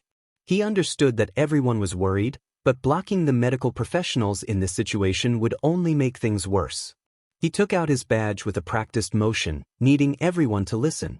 The commotion was doing more harm than good. He called out for everyone to please step back and leave space for the professionals. His voice came out with some effort. His throat was dry from running to this place, and the dusty air wasn't helping. A woman with short black hair and sharp blue eyes approached him, wearing a police uniform. She offered a slight smile as she stepped forward and began giving orders to other officers. As she moved away, he watched as the crowd retreated under the perimeter established by agents and police vehicles. He grimaced in displeasure. They should have arrived much earlier to do their job. He sighed again, running a hand through his hair, thinking he should write a complaint report at the station. Taking a moment to assess the situation, he felt his heart sink with sadness at the sight of yellow tape in the distance, with people hovering over a body covered by a white sheet. There were still individuals receiving care on the ground, likely waiting for available ambulances, with minor scrapes or dirt covering them. He knew he needed to move. He ran toward the body, easily passing through the tape with his badge displayed. He greeted the nearest coroner, attempting to sound friendly, though it didn't come out as he had hoped, considering the white bundle in front of him. He introduced himself as Detective Neo Mesa and requested the reports to make a statement. The coroner stood up, his face covered by a mask and protective goggles. He replied that he would follow Neo Mesa and removed a blue glove from his hand, offering it for a handshake. He introduced himself as Hans Asa Ren. The man was short and dressed in a strange material suit, resembling a plastic bag, and his power buzzed beneath his skin, indicating he wasn't entirely honest. They walked toward a small van parked in front of some debris, and Neo Mesa felt a chill. It seemed odd for him to park there, and something about it bothered him. He stepped aside the coroner, heading straight to check the license plates of the van, jotting them down in his thick notebook. He quickly lied that it was just protocol, hoping it wouldn't bother the coroner. He still didn't know what was wrong, but having a quirk that could detect lies was useful, even if it didn't help if the other person believed everything they said.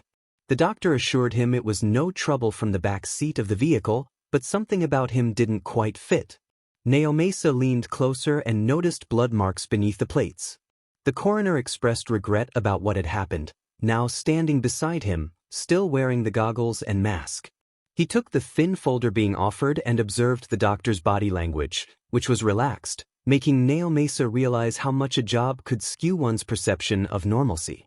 He inspected the contents for a moment, feeling there was too little information about the deceased. He assumed they had found identification. The doctor explained he hadn't had time to check the records of Ms. Midoriya, but that his partner would bring them shortly.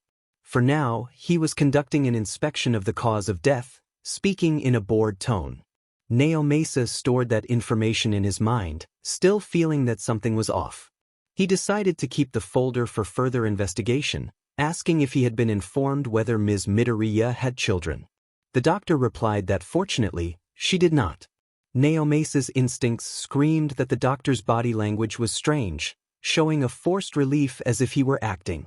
However, given his job, it wasn't unusual for social interactions to be awkward. The doctor stated he needed to leave to contact his colleagues, indicating that someone else would arrive quickly. Just as Neo Mesa saw the vehicle drive away, an uneasy feeling washed over him. He realized he hadn't asked for the man's identification, recalling that it hung from the doctor's pants. He sighed again, trying to relax. The entire situation had him tense. Suddenly, Sansa rushed toward him, calling for his attention. She informed him that the stations had lost their system, which was why reinforcements hadn't arrived.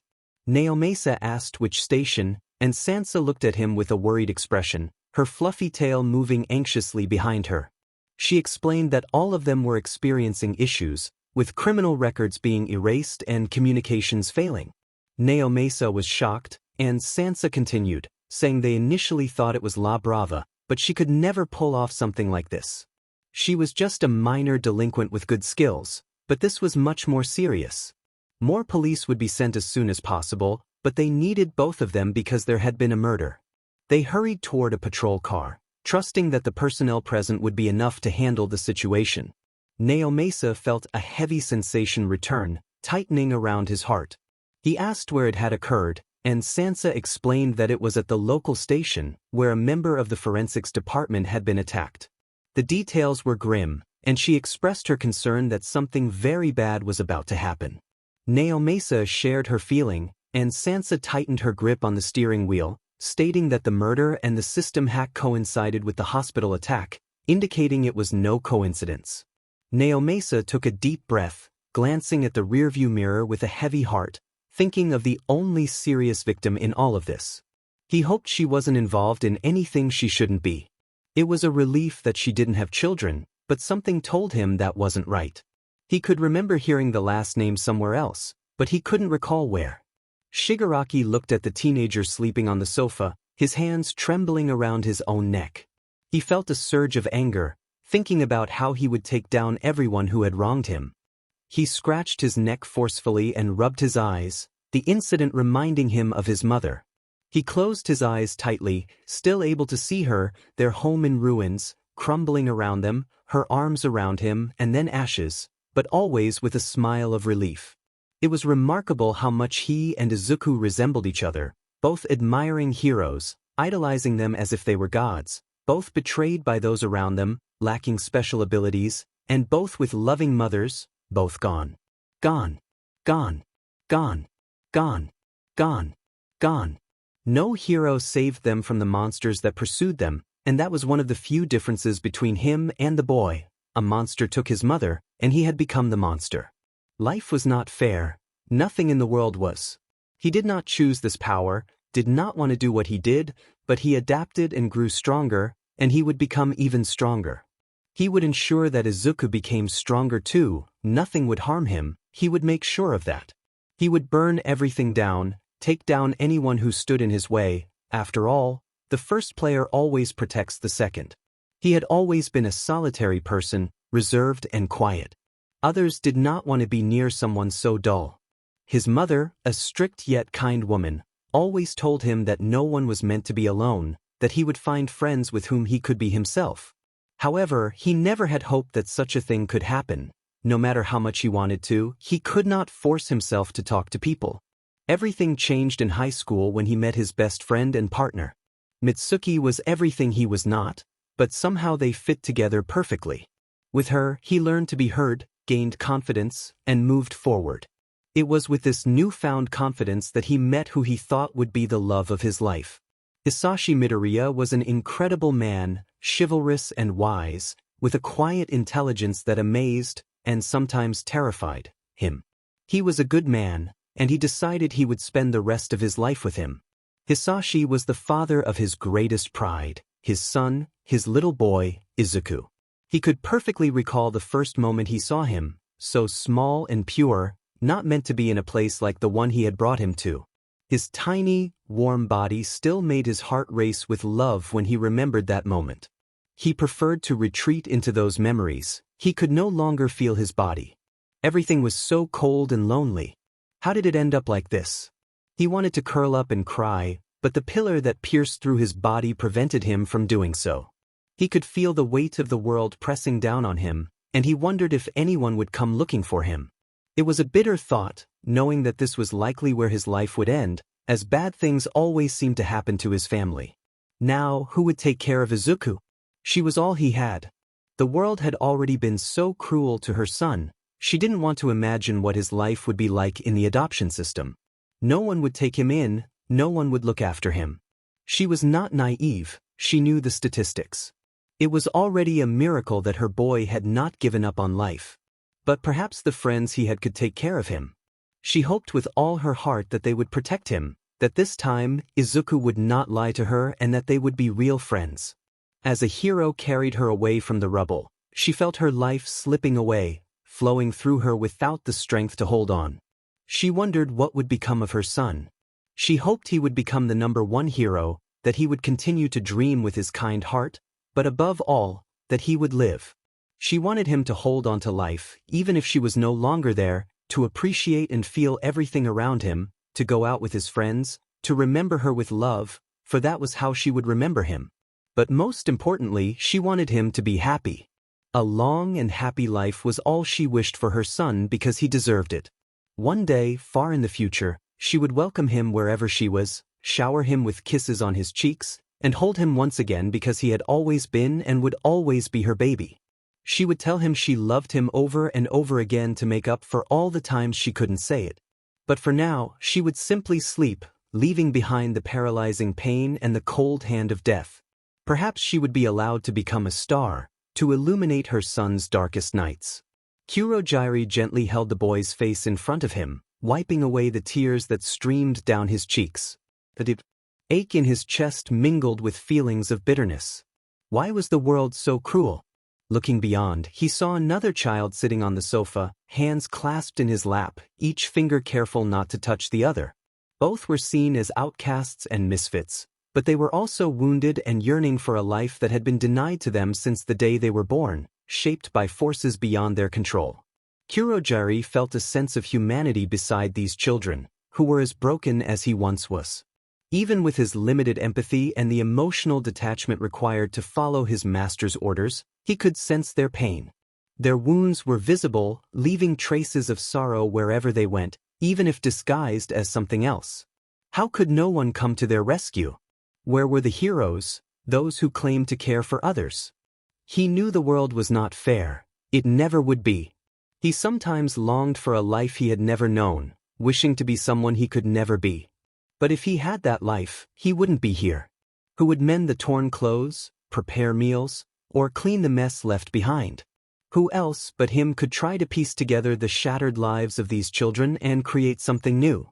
His first memory was of pain, a sharp sensation that left him breathless. His vision was blurry, and he felt immobilized, as if he had been in a deep sleep for months, his body rusted and corroded like an abandoned machine. He remembered the sounds of distress and his body thrashing about, desperately wishing for the pain to vanish. He lost consciousness, unsure if he had been knocked out or simply fainted. When he awoke again, it felt as if everything he had experienced was trapped within him, like a cold blanket holding everything inside. His body felt foreign, but how could he know what it felt like to be himself when he didn't even know who he was? He was taught everything from scratch, his vocabulary polished through lessons and towering stacks of books. His clumsy steps soon turned into a straight posture, though he couldn't recall who had taught him. It wasn't important, as he hadn't been instructed to remember. His powers were curious to explore, initially perplexing. They didn't function as expected. Instead of creating what was called a warp door, he produced clouds of varying densities, as if his body resisted the commands given to him. After some time, when he was deemed worthy, his mentor appeared before him, acknowledging him as a successful experiment. He was informed of his purpose, to keep Shigaraki Tamura safe. He was brought before the future heir of the greatest villain of all time. At first, it was simple. He just needed to feed the child, as the unstable presence of the heir demanded attention. Kurojiri observed from a distance, watching the small gloved hands wreak havoc on the fragile fabric of his surroundings, destroying things at random and clenching into fists when things didn't go as planned. Those hands had a purpose, hands that could be dangerous, just like his own. Their relationship was meant to be nothing more than a caretaker and the future heir. However, he discovered that the cold blanket that sometimes suffocated him could lift for brief moments. He could see the blood staining the walls, like a scene from a storybook, and for the first time in what felt like ages, his heart began to beat loudly again.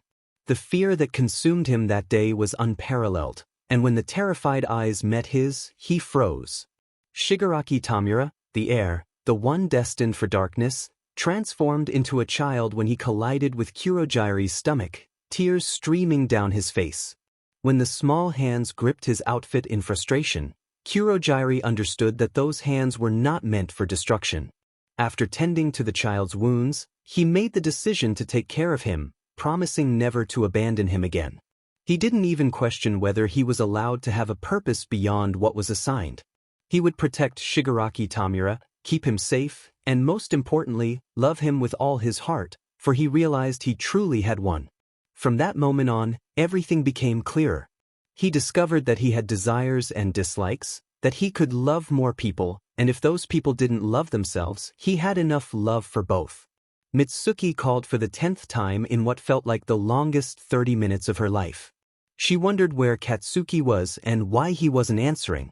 Her voice trembled with emotion as tears threatened to spill from her eyes, and her heart raced so fast it felt like it might leap from her chest. Her son looked at her with a serious expression and shook his head. Where could that boy be? She grabbed her car keys, wiped away the tears, and took a deep breath to calm herself. She needed to find him. He needed her. Mitsuki reached for the doorknob of her house, glanced at the television, and shot it a frustrated look. She hurried out, the news report about the passing of Midoriya Inko playing in the background. The toilet lid slammed against the cold porcelain, and Toshinori's knees hit the tiled floor. He felt a wave of frustration wash over him. There were more important things than wallowing in self-pity. He had let someone down, and that person had one family member who now didn't know where they were. Another wave of nausea forced him to lean against the toilet again. How pathetic he felt. The #1 hero in Japan, reduced to this moment in a public restroom.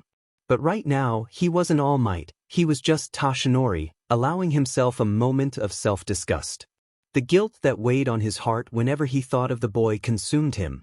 He had already failed once. He was supposed to be able to save everyone. What was the point of having so much power if he couldn't use it as he wished?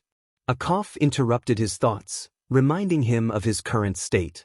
His once mighty symbol of justice and honor felt like a distant memory, leaving him as a frail, melted figure. Suddenly, a knock on the bathroom door startled him. Someone called out, asking if he was okay and if he needed anything. Toshinori quickly wiped his mouth with the sleeve of his shirt and took a deep breath. He replied that he was fine, though his voice cracked at the end. He heard footsteps as the stranger walked away, and the sound of running water from the sink pulled him from his misery. What a carefree life it must be to not be a hero. But without heroes, who would protect everyone? Thoughts raced through his mind, and he knew he needed to leave this place. He flushed the toilet, watching as the evidence of his weakness disappeared. He needed to regain control, if anyone saw him like this. He opened the bathroom door and stepped out, choosing not to rinse his mouth, wanting a reminder of his weak reaction. He sighed heavily as he stepped outside. The nightlife welcomed him once more. It was past midnight, and it was surprising that public restrooms were still open so late, but considering the area, it wasn't too shocking. He looked around. A group of girls dressed in revealing outfits waved at him from a distance, and a guy was slumped in a corner surrounded by empty bottles. Someone dashed past him, clutching a bag that he recognized as stolen, but at that moment, he couldn't care less. He had long since lost his energy and felt utterly exhausted. He shoved his hands into his pockets. He had nothing with him, just searching for information. The loose suit under his shirt felt heavy with every step. He entered a nearby bar, adjusting the mask he had to remove earlier. The smell of sweat and cigarettes hit him. Scanning the bar, he spotted the familiar head of hair he was looking for. He approached slowly and sat down beside Aizawa, lowering his mask. Aizawa glanced at him sideways. "What are you doing here, Toshinori?" Aizawa's tired sigh was evident. He felt the same way. "Hisashi told you, didn't he?" He ran a hand over his weary face, his messy hair swaying slightly. "Yes, and I came in case you needed backup." His voice faltered under Aizawa's gaze. Aizawa sighed more heavily and gestured for him to wait as he stood up and headed to the bar. Aizawa was truly an incredible man. Since Midoriya's disappearance, he had been searching for him every day, even without success. The thought of his student being lost twisted his stomach, reigniting the guilt that weighed on his chest. If only he were more like Aizawa, more rational, less like himself. He might have had the sense to stay with the boy who had just lost his mother. Forget about his secret. People should always come first. He was sure the principal would have had an excuse for him anyway. A glass was placed in front of him. Aizawa handed him a small glass of rum, which he accepted gratefully. Perhaps he should just stop thinking for a while. "My contact will arrive in about 10 minutes, but I like to get here early just in case." Aizawa took a sip of his drink and sat back down beside him. The natural warmth of the cold alcohol was a glorious sensation in his mouth, the bitter taste washing away the remnants of sourness. He sighed and looked around the bar. Who was this mysterious contact Aizawa knew? There was a group of men smoking continuously, gathered around a pool table, chatting loudly with beers in hand. He recognized one of them, The only one seated was a well-known villain, more of a trafficker, known as Flash, for his incredible speed and resemblance to a character from an old comic. The tattoo proudly displayed on his bare chest confirmed his identity. At the bar, several minor villains were talking quietly. He recognized them from his research on local criminals when he arrived in Japan after so long because, despite what people might think, he could use his brain on occasion. "So, what's going on?" Aizawa gently nudged his shoulder, causing him to jump in surprise and spill a little of his drink on the wooden table. He looked at Aizawa. The man was giving him that look he had seen when his students argued, exasperated but trying to hide his concern. "There's no need to be formal with me, Aizawa. We're co-workers, right?" He tried to smile, but even he could feel his face contorting awkwardly into what would be a twisted grimace. "Besides, I'm fine, just assessing the situation. I took your advice seriously, you know? I'm trying to be more rational." Aizawa only stared at him more intently while letting out a low hum. What was going on with him today? He had never seen such open concern on his colleague's face since they started working together. It was true he had been absent for 3 days since Midoriya's disappearance, but he couldn't face his colleagues. He had to shake off the feeling that seemed to cling to him. He looked at his glass. The large ice cube had begun to melt slowly. The glass had small droplets of condensation sliding down the edge. He glanced at his bony hands, blinked once. They seemed stained. He blinked again. They were clean. But he was fine. He was the symbol of peace, right? "I don't think it's healthy for you to get involved in this." Aizawa sighed heavily and took a sip of his drink. He could feel Aizawa's heavy gaze on his shoulders, as if suddenly a building had been placed on top of him. "The boy is my student. It's my responsibility to find him. You've done enough by using your connections with the police. I think it's best for you to recover." Toshinori felt a sudden wave of anger churning in his stomach. He looked Aizawa in the eyes. "He's my responsibility too, you know. I'm the number one." He pressed his lips tightly together and hardened his gaze. He could endure anything. People were his priority. "Even if I've failed them," he thought resentfully. Aizawa rubbed his temples. It felt like he was talking to a stubborn child who had already been told no when he arrived with his favorite junk food from the store. Was he really being this stubborn? He needed to find the boy, apologize to him. His weakness had cost the boy his mother. He preferred to maintain appearances. His power, which had made him a god among men, had not been enough to save everyone once again. He finished the rest of his drink to shake off the image of his teacher, smiling on the way to his demise. It turned out that Aizawa's contact was a vigilante. Although he could never have imagined it, the boy was quite slender, with brown hair and a black hoodie, sporting dark circles under his eyes that looked like tattoos. He carried a large, tightly packed backpack. He sat down in front of them, greeted Aizawa cheerfully, and Aizawa looked at him with curiosity, concealing his distrust. Aizawa introduced his colleague, Toshio, and the boy nodded, sitting up straight as Aizawa handed him a piece of paper. Toshinori glanced around suspiciously, trying to spot any prying eyes, but no one seemed to pay them any attention. He noticed some individuals selling small bags of a white powder in the corner, while others openly discussed shady dealings. He sighed in disgust. These bars had a reputation for being safe havens for illegal activities. Why hadn't any heroes shown up yet? The boy spoke, expressing that he had heard a similar description elsewhere but couldn't reveal who it was. Aizawa leaned closer to the boy, explaining that a man had somehow infiltrated their team. Although he hadn't seen the man's face, the glasses matched a record from the security cameras. A doctor had been replaced at the crime scene, and they believed the man had stolen the body of Mrs. Midoriya, which was definitely linked to the missing information regarding her son. The boy realized that they were trying to make the child disappear and asked if he was the one who was missing. Aizawa sighed and nodded. Toshinori clenched his fists under the table, realizing that news traveled fast. The boy assured them he would investigate, promising to make several visits and even try to find the child. He quickly stood up and turned around. Toshinori whispered to Aizawa, questioning why he couldn't just send a message for all the information today. Aizawa explained that it wasn't easy to contact a vigilante. They didn't receive medical attention like heroes did and often went to underground doctors, who were usually too intoxicated to help properly. Their injuries could easily become infected, and the police were always on the lookout for them. Aizawa quickly stood up, and Toshinori followed, though not as smoothly, his old bones creaking from the sudden movement. He brought a handkerchief to his mouth as he coughed, trying to suppress the urge to cough up anything unpleasant. Aizawa waited for him to recover. Aizawa remarked that although he thought Toshinori was foolish, he was a good hero. However, he needed to remember that he couldn't save everyone.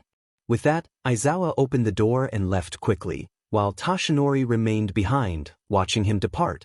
Toshinori reflected on his actions, feeling a mix of emotions. He thought he had done a good job, realizing that it wasn't always possible to save everyone. However, he felt a sense of bitterness wash over him. He had expected anger and shouts of rage from people, accusing him of being the worst person in the world. He reminded himself that people would understand, and the family would be proud of the woman who had saved others. Yet he felt repulsed and weak. He knew he had to become at least half the hero his mentor had been. He was determined to find that child and make amends for the harm that had been done. He had to be better until the very end. Izuku stared at the ceiling, furrowing his brow. After days of uncontrollable crying, anger had taken its place. He was furious. He hated everything. He had never felt this way before, but now he realized that perhaps the world deserved to be torn down to its foundations. He thought about the words spoken earlier, feeling a surge of indignation. How could anyone say it was a good job? He felt like a murderer and hoped that the image of his mother would haunt the one responsible as it haunted him. Gripping the sheets tightly, he rose from the sofa and picked up a glass of water from the nearby table, squeezing it hard. He thought about how he didn't deserve those comforting words.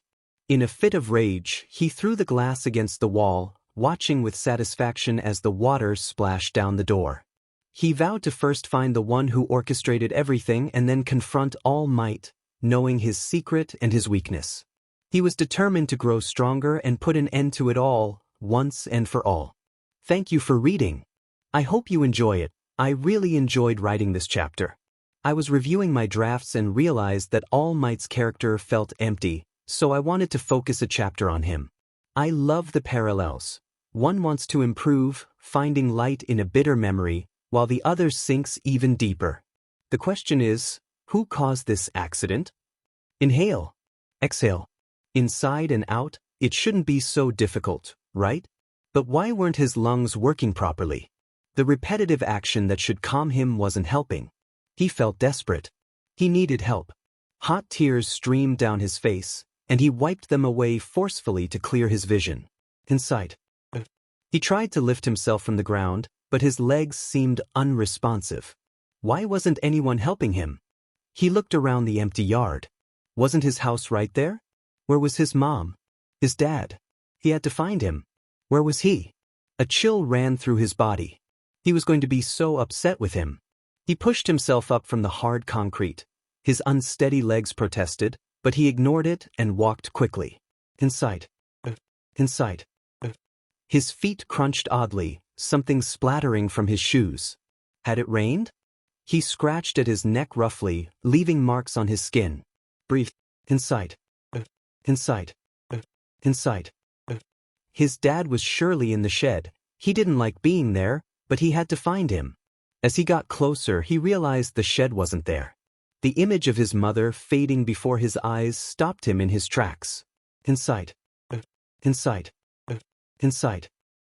Inside. This wasn't his house? He looked around. Shadows seemed to move from the ground, slowly creeping toward him. Ooh.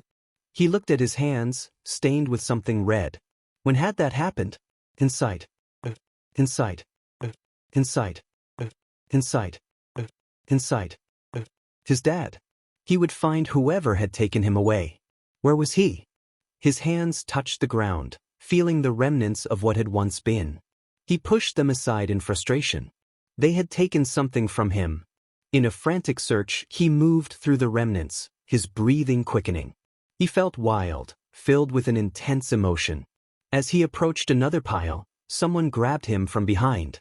In a burst of anger, he lashed out, his hands clawing at everything around him. But his hands were held back, and in front of him was a familiar hand, slightly yellowed. Finally, he had found his dad. He slowly lifted his gaze. Sensei smiled at him, but it wasn't sincere. He could tell. It was too sharp, too practiced. Tenko returned the smile, a mirror of the old, innocent one he had long forgotten. He took his father's hand and placed it on his face. "Well done, Shigaraki. I'm very proud of you." His savior had given him that name. Tomura jolted at the sudden sound of glass breaking. He quickly moved from behind the bar and rushed toward the noise. There, in the middle of the room, was Izuku. His hair was messy, a thin sheet wrapped around his shoulders, and even from a distance, Tomura could hear his uneven breathing. He approached cautiously, standing beside him, but the boy didn't look at him. "Izuku,